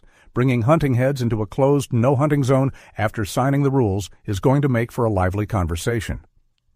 Gunnar crouched by the tripod, hands moving toward the camera. "Leave it," Elias said. Gunnar froze, then tried a laugh that did not find much air. "I'm just powering down my equipment." "You can power it down without touching the card." Tanner lifted his phone again. The smooth voice returned, but now there was strain beneath the polish. "You hear that? He's threatening private property seizure. This man is armed, aggressive, and refusing to let us leave." Elias did not look at the phone. He looked at Tanner. There had been a time in his life when a man stepping closer with that much false confidence would have made the world narrow into angles, distance, joints, weight, leverage. Even now, his body remembered old answers.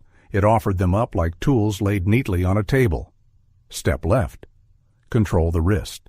Take the balance. End the threat. The old training did not vanish just because a man wanted peace. It waited, patient and obedient, for the moment anger gave it permission. Tanner took another step. Bishop's lips lifted slightly, not enough to show full teeth. A warning written in fur and breath. Elias felt the heat rise in his chest. Not because Tanner had called him aggressive, not because Rhett had cursed him. Words were easy weather. Let them fall. What burned was the image of the herd below. Thin animals pawing through snow for grass, living on the narrow mercy winter allowed. Tanner had seen them and thought of footage. He had seen an old buck survive years of hunger, wolves, storms, and hunters, and still imagined a thumbnail. Elias's right hand tightened around the bow. Bishop turned his head.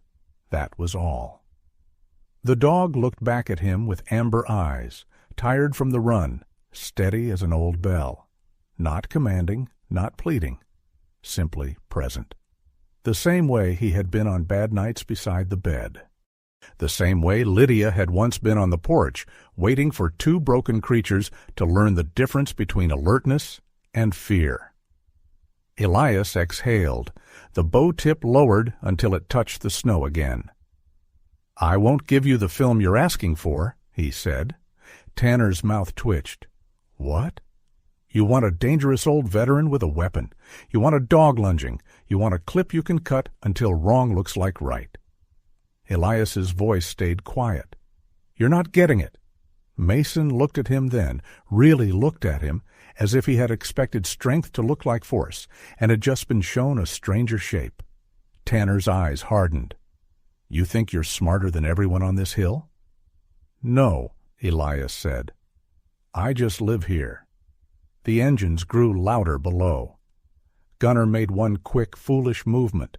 He pulled the side panel on the camera and pinched the memory card between two fingers.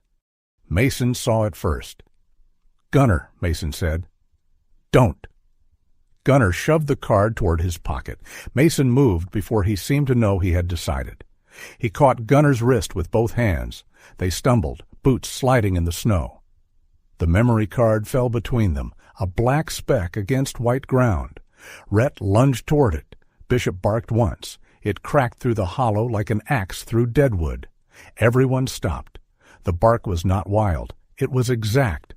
A single command issued by a creature who had no badge, no law degree, and no interest in human excuses.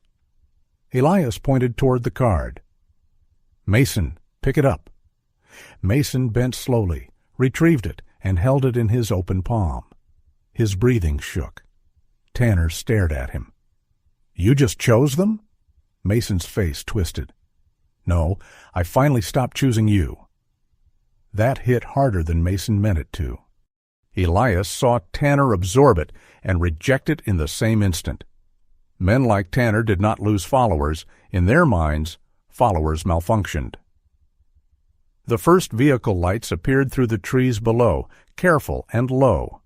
A green state truck, then Leland's cruiser behind it, both without sirens. The sight should have ended things. Instead, it broke Tanner loose.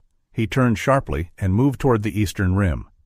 "Hey!" Haskins's voice called from below, not yet visible. "Stay where you are." Tanner did not. He walked fast, then faster, cutting away from the lights toward the narrow path that led across the old footbridge over the frozen creek. He had studied the map enough to know there was a crossing there. He had not studied the hill enough to know the bridge was no longer trustworthy.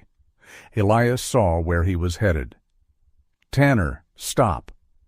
Tanner kept moving. The snow along the eastern rim was crusted and slick. Beneath it, the ground fell toward a black cut in the hill where the creek ran under shelves of ice. The bridge had been built years ago for one man at a time and had rotted badly after last spring's thaw. Elias had meant to tear it down before deep winter. Like many things that should have been done, it had waited behind grief, weather, and the belief that no fool would try to cross it in the dark. Tanner was exactly that fool. Elias took 2 steps, but his knee caught with a sharp pain that flashed up his thigh. Bishop moved instead. The shepherd surged past him, old body suddenly remembering youth for the length of a few heartbeats. Snow flew under his paws. He cut across the slope at an angle, not chasing Tanner from behind, but racing toward the bridgehead. His hips faltered once on the crust. He recovered. His breath came in a harsh burst. "Bishop!" Elias called, but the dog already knew the task. Tanner reached the bridge approach and swung one boot onto the first plank. Bishop planted himself at the far edge of the path, broadside, blocking the way. His body was low, fur lifted along his spine, a deep growl rolling out of him like thunder buried under snow. Tanner froze. "Get that dog off me!" "Step back," Elias said. "I said get him off." The plank under Tanner's front boot cracked. It was not a loud sound. That made it worse. Just a dry, tired split, the last complaint of wood that had served longer than it should have. Tanner looked down. Another board shifted beneath the snow. A dark gap opened between his boot and the bridge rail. Far below, the creek whispered under ice. For the first time that night, Tanner said nothing. Bishop held his ground, not attacking, not advancing. He's saving him. Deputy Warden Cole Haskins came up the slope with a flashlight in one hand and his other hand resting near his belt. He was compact, sharp-eyed, wearing a dark green winter uniform dusted with snow. He took in the scene in one sweep. Tanner at the broken bridge, Bishop blocking him, Elias standing with the bow lowered, Mason holding something in his palm, Rhett and Gunner near the gear bag. "Mr. Voss," Haskins said, voice clipped and calm, "step backward slowly." Tanner obeyed. One step, then another. The bridge groaned after him, as if disappointed it had been denied the last word. Bishop did not move until Tanner was clear. Only then did the shepherd back away, still facing him. Leland Cross arrived behind Haskins, breathing heavier but looking no less dangerous for it. His thermos was absent now. That made him seem more official and somehow less friendly. "Well," Leland said, looking at Tanner, "that was almost a lot of paperwork." No one laughed. Bishop tried to take a step toward Elias and stumbled slightly. Elias was at his side at once. He lowered himself carefully into the snow and ran his hands along Bishop's front legs, then his shoulders, then the hips. The dog's muscles trembled beneath his palms, not broken, strained, tired. "You old idiot," Elias whispered. Bishop licked his wrist. It was not apology. It was commentary. Behind them, Haskins began securing the scene with the brisk precision of a man who preferred facts to drama. He photographed the broadheads in the bag before anyone touched them. He tagged the drone, the tripod, the camera, and the arrow shafts. He took the memory card from Mason's open hand, using a small evidence sleeve from his coat pocket.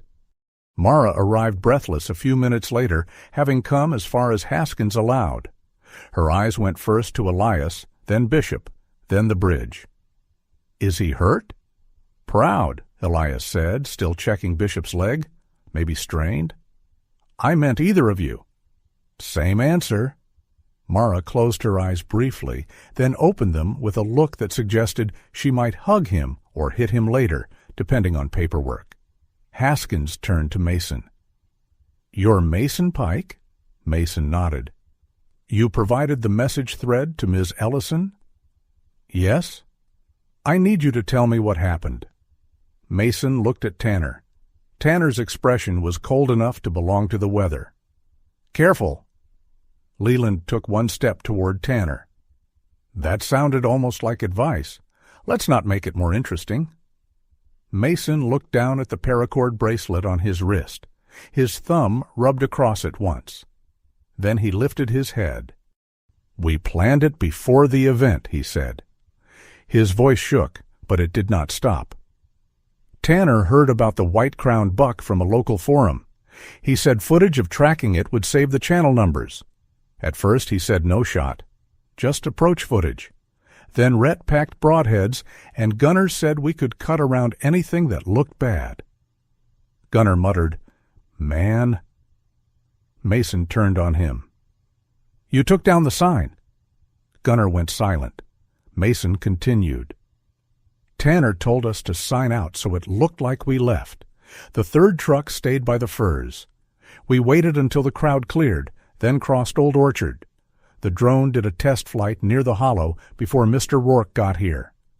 The deer started shifting. Rhett was putting the head on when Elias stepped out. He swallowed.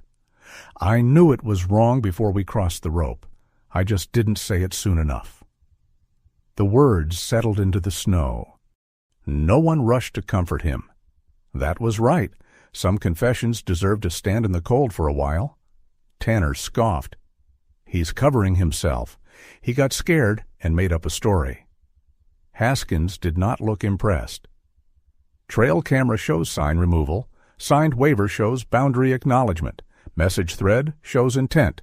Gear shows hunting capability in a closed zone. Drone log will show flight path if Mr. Shaw hasn't damaged it, trying to be clever. Gunner stared at his boots. Leland looked at Tanner. "And the landowner asked you to leave a restricted area. You ran toward a condemned bridge instead. That part's mostly just stupid, but we'll write it down." Tanner's face flushed. "We misunderstood the boundary." Mara, who had been quiet until then, stepped forward. Her voice was not loud. It did not need to be. "You stood in front of me this morning and thanked the rescue for protecting wildlife," she said. "You signed a map. You took down a sign. You walked into the wintering hollow of animals, too tired to waste energy running from your camera." She looked at the gear bag, then back at him. "Do not insult this hill by calling that a misunderstanding."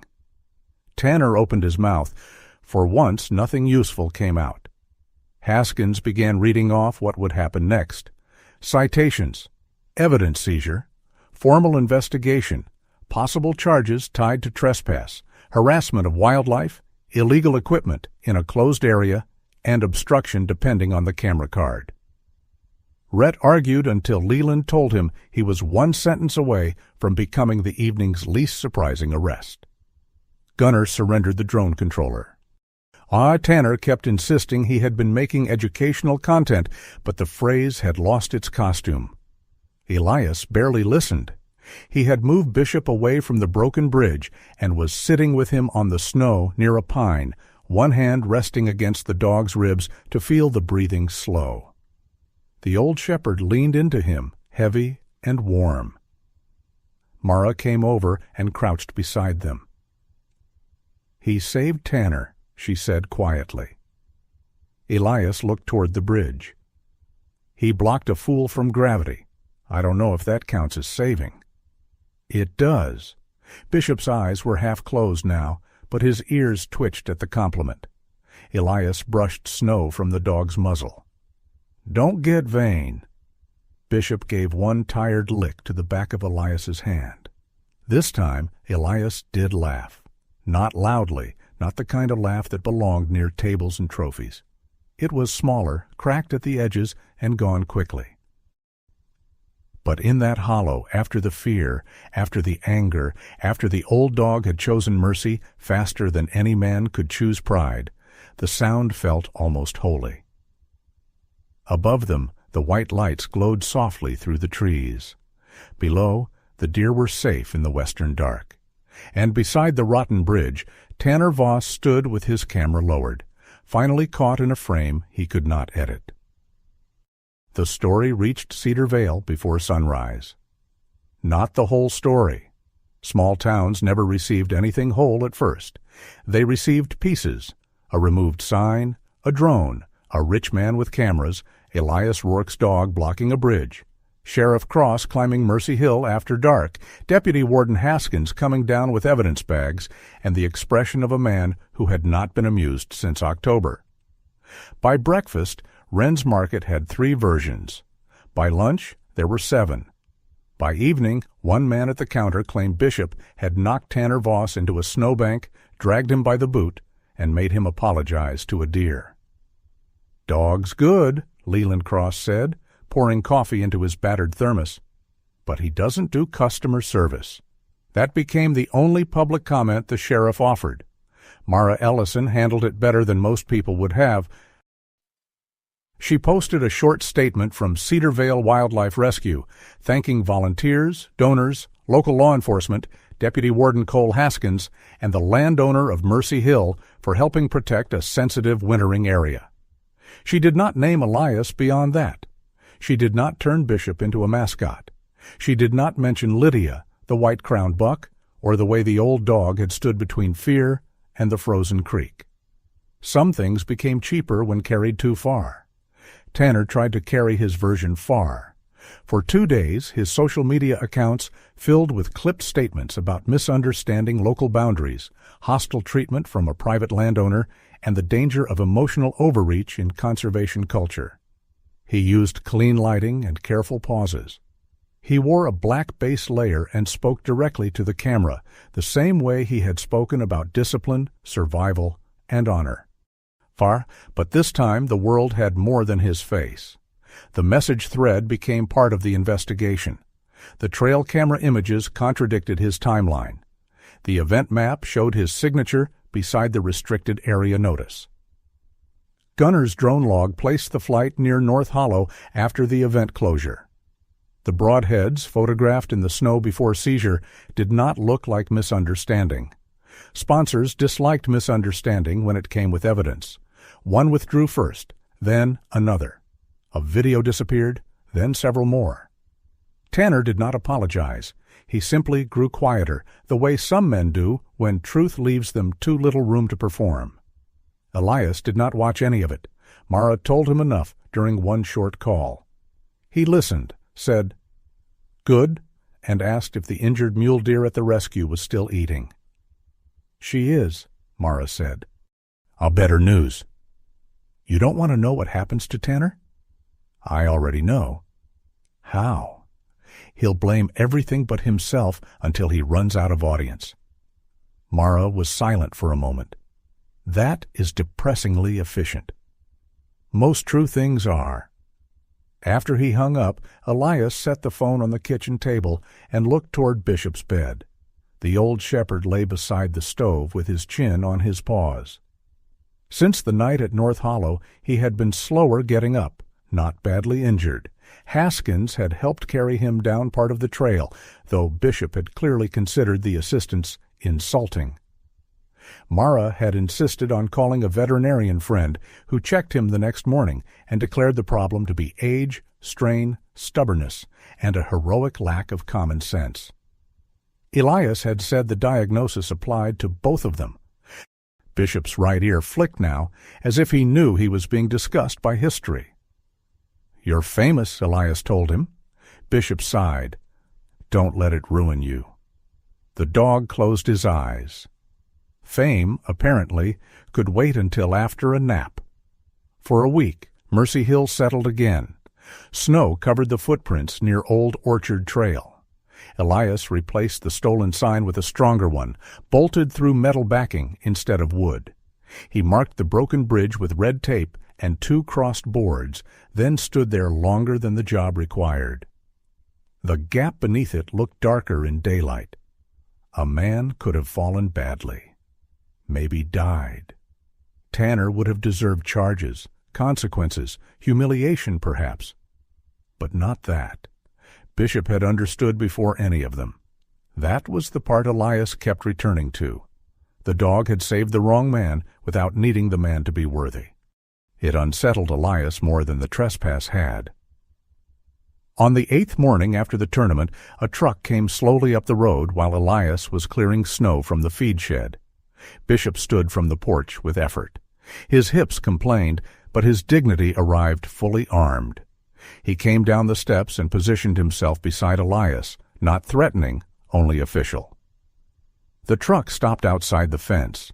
Mason Pike stepped out. He wore no snow camo, no chest camera, no glossy jacket with tactical pockets pretending to be a personality. Just a slate-gray coat, jeans, work gloves, and boots that looked more suited to real mud than online footage. His dark hair was flattened by a knit cap. In one hand he carried a sack of winter feed from the rescue. In the other, nothing. That mattered. A man coming empty-handed, except for work, sometimes meant it. Mason stopped at the gate. "Mr. Rourke." Elias leaned on the snow shovel. "You lost?" "No, sir." "Most men who come back here after what happened are either lost or selling something." "I'm not selling anything." "Then you're ahead of the market." Mason looked toward Bishop. "How's he doing?" "Old." Bishop sneezed once, perhaps in protest. Mason almost smiled, then decided he had not earned it. "I brought feed for the rescue," he said. "Mara said you were storing some here until the road's clear." "She tell you to come?" "No." "Good. I'd hate to lower my opinion of her." Mason stood in the falling snow and accepted that. His hands tightened around the feed sack. On his wrist, the blue paracord bracelet was dark with melted flakes. "I wanted to say I'm sorry," he said, "not in a way that asks you to make me feel better. I just wanted to say it where it happened." Elias looked at him for a long while. There were apologies that came dressed as invoices. "Forgive me," they said, "so I can stop feeling the weight." Mason's did not sound like that. It sounded awkward, cold, and unfinished. Better then? "Words are easy in winter," Elias said. "They don't have to shovel." Mason nodded. "I figured." Elias pointed with the shovel toward the old feed shed. Snow had drifted high against the double doors, sealing the bottom like packed flour. "Entrance is buried. You want to help? Start there." Mason looked at the shed, then back at him. "That's it?" "That's enough." For a moment, something like relief and disappointment crossed Mason's face. Maybe he had expected a speech, maybe punishment, maybe forgiveness. Instead, he had been handed a practical beginning, which was harder to dramatize and therefore more useful. He set down the feed sack, took the spare shovel Elias offered, and went to work. No music swelled. No one announced redemption from the porch. Bishop watched from beside the steps with the grave expression of a judge who believed community service should include better posture. After 10 minutes, Mason was sweating. After 20, he stopped trying to look efficient and simply shoveled. After an hour, Elias brought him coffee in an enamel cup. Mason took it with both hands. "Thank you." "Don't spill it." Cup was Lydia's. Mason went still. "I won't." They stood beside the half-cleared shed. Snow fell between them, softer now, less like weather than a curtain. Mason looked toward the north. "I thought being around men like Tanner would make me stronger." Elias sipped his coffee. "Did it?" "No." "What did it make you?" Mason thought about that. His breath clouded and vanished. "Louder, maybe. Less careful. Like I was always trying to prove I wasn't the weakest one in the room." "Common sickness." "Is there a cure?" "Work helps. Silence helps. Choosing better company helps most." Mason looked down at the shovel. "I don't expect you to trust me." "I don't?" The answer came without cruelty. Mason nodded. "Fair." Elias looked at the cleared path, the feed sack, the young man's trembling arms. "But I trust a man a little more after he finishes a job he doesn't get praised for." Mason went back to shoveling. That was the closest thing to Grace Mercy Hill offered him that day. 2 days later, Mara came up with a truckload of mineral blocks, hay bales, and paperwork. She found Elias repairing the lower fence while Bishop supervised from a sunny patch of snow, having discovered that recovery was easier when one looked noble and avoided unnecessary labor. Mara climbed out of the truck and said, "Before you say no, let me say the whole sentence." "No." "You didn't let me say the sentence." "I recognized its shape." She tucked her clipboard under her arm. "1 day each winter." Elias kept twisting wire. "No." "Lower Ridge only. Same restrictions, stronger ones if you want. No commercial filming, no sponsor banners, no influencer nonsense. Traditional and compound divisions, safety briefing, donation only." And at the end, instead of plaques, everyone helps move feed and mineral blocks to approved stations. Elias tightened the wire until it sang softly. Mara waited. That was one of her talents. She knew when not to push, which made her more dangerous than people who did. "I opened the hill once," Elias said, "and it helped. It also invited Tanner. Tanner invited Tanner." Elias glanced at her. "You're using my line against me." "I wrote it down." "Of course you did." Bishop rose slowly and limped over, offended perhaps by the length of the conversation. He leaned his body against Elias's leg. The old dog had been doing that more lately, not because Elias needed steadying, but because Bishop did. Elias felt the weight of him, not heavy, not yet, but less certain than before. Mara saw his hand settle on Bishop's head. Her voice softened. "I'm not asking you to make Mercy Hill public. I know what this place is. I know what Lydia meant here. I'm asking for 1 day, a careful day, a day that teaches people the difference between using land and respecting it." Elias looked up the slope. Mercy Hill stood bright beneath winter sun. The pines held snow in their arms. Somewhere beyond the closed trails, North Hollow kept its quiet animals alive, one breath at a time. He thought of Lydia painting by the window, Lydia selling her last canvas without telling him, Lydia saying the world still made things no one deserved to own. Maybe love closed doors to protect what mattered. Maybe, if it stayed love and did not become fear, it also learned when to open them. 1 day, he said. Mara did not move, as if sudden joy might spook the agreement. Each winter, Elias added. Lower Ridge only. No filming for profit. No sponsors. No drones. No broadheads on the property. Anyone argues, they leave. Agreed. No trophies bigger than a sandwich. Mara's mouth twitched. That may be hard to regulate. Try. And the feed run at the end? That's the point. Mara smiled then, tired and bright. Lydia would like that. Elias looked away. Nah, she'd complain about the signage. She would. Then make better signs. I will. That springless winter afternoon, the matter was settled without ceremony. No handshake, no dramatic vow. Just two people standing by a fence while an old dog leaned against the man who had almost kept the whole world out forever. The next evening, Elias took the wooden badge from the kitchen drawer. He had not known where to put it. The living room felt wrong. The studio felt too intimate. A drawer felt cowardly. So he carried it to the old shed where Lydia had once stored canvases in the colder months, before the back room was finished. The shed smelled of dust, hay, cedar shavings, and faintly of turpentine that had no right to still be there. He hung the badge on the inside of the door, where only those who entered to work would see it. Above it he nailed a small strip of pine he had sanded smooth that morning. The words were burned into the wood by hand, uneven but legible. Mercy is not weakness. He stood back and looked at it. Bishop sat beside him, silver muzzle lifted, eyes half-lidded. "It's crooked," Elias said. Bishop wagged once. "Your standards have fallen."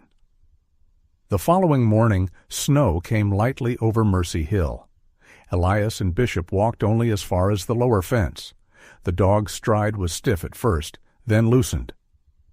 Elias did not hurry him. The world had asked Bishop to be young one more time at North Hollow, and Bishop had answered. Now the world could wait while he sniffed a fence post with the seriousness of a scholar translating ancient scripture. Below the northern slope in the distance, movement stirred among the aspens. The herd emerged slowly. Does first, then the yearling. Then, after a pause that felt like a curtain lifting, the white-crowned buck stepped into view. His pale mark showed against the shadow of his face. He lowered his head and pawed through snow to reach the grass beneath. He did not know he had almost become content. He did not know his life had been argued over by men, with cameras, laws, bows, guilt, and old grief. He simply lived. That was enough. Elias rested his hand on Bishop's head. Snow gathered on the dog's silver muzzle. Bishop allowed this indignity because he was generous, or because moving would require effort. "You know," Elias said, "the old bow still shoots, the old hill still keeps its promises. As for us—" Bishop sneezed so hard a puff of snow flew off his nose. Elias laughed. This time the sound came easier. "Right," he said. "Not museum-ready today." Bishop leaned against him. Together they watched the buck disappear into the pines. No crowd stood behind them. No camera blinked red. No one applauded. The hill did not need applause. Neither did the man, though it had taken him years to learn the difference between being unseen and being alone. The cabin waited below with smoke lifting from the chimney. The shed door held its small, crooked sign. Mara's future event existed only as a promise, one careful winter day set aside for those willing to enter with respect. Mason had shoveled a path and would perhaps shovel more. Tanner's noise was fading elsewhere. Mercy Hill remained. Not untouched, nothing loved ever stayed untouched, but protected. And sometimes that was the truest ending a place could ask for. Not victory carved into stone, not a villain kneeling in tears, not a hero made larger than life. Just snow falling over a guarded hollow, an old dog breathing beside an old soldier, and the quiet knowledge that mercy, when it stood its ground, could be stronger than pride. Sometimes the strongest mercy is not soft at all. It is the quiet courage to draw a line, protect what is fragile, and refuse to let pride decide what happens next. Elias did not save Mercy Hill by proving he was the strongest man there. He saved it by knowing when to lower his bow, when to trust Bishop, and when to stand firm without becoming cruel. In our own lives, we may not guard a snowy mountain or a wintering herd, but we are all given small, sacred things to protect. A promise, a family, a wounded heart, a second chance. May God give us the wisdom to know what is worth defending and the grace to defend it without hatred. If this story touched your heart, share your thoughts in the comments. And if you believe quiet courage still matters, please subscribe for more stories like this.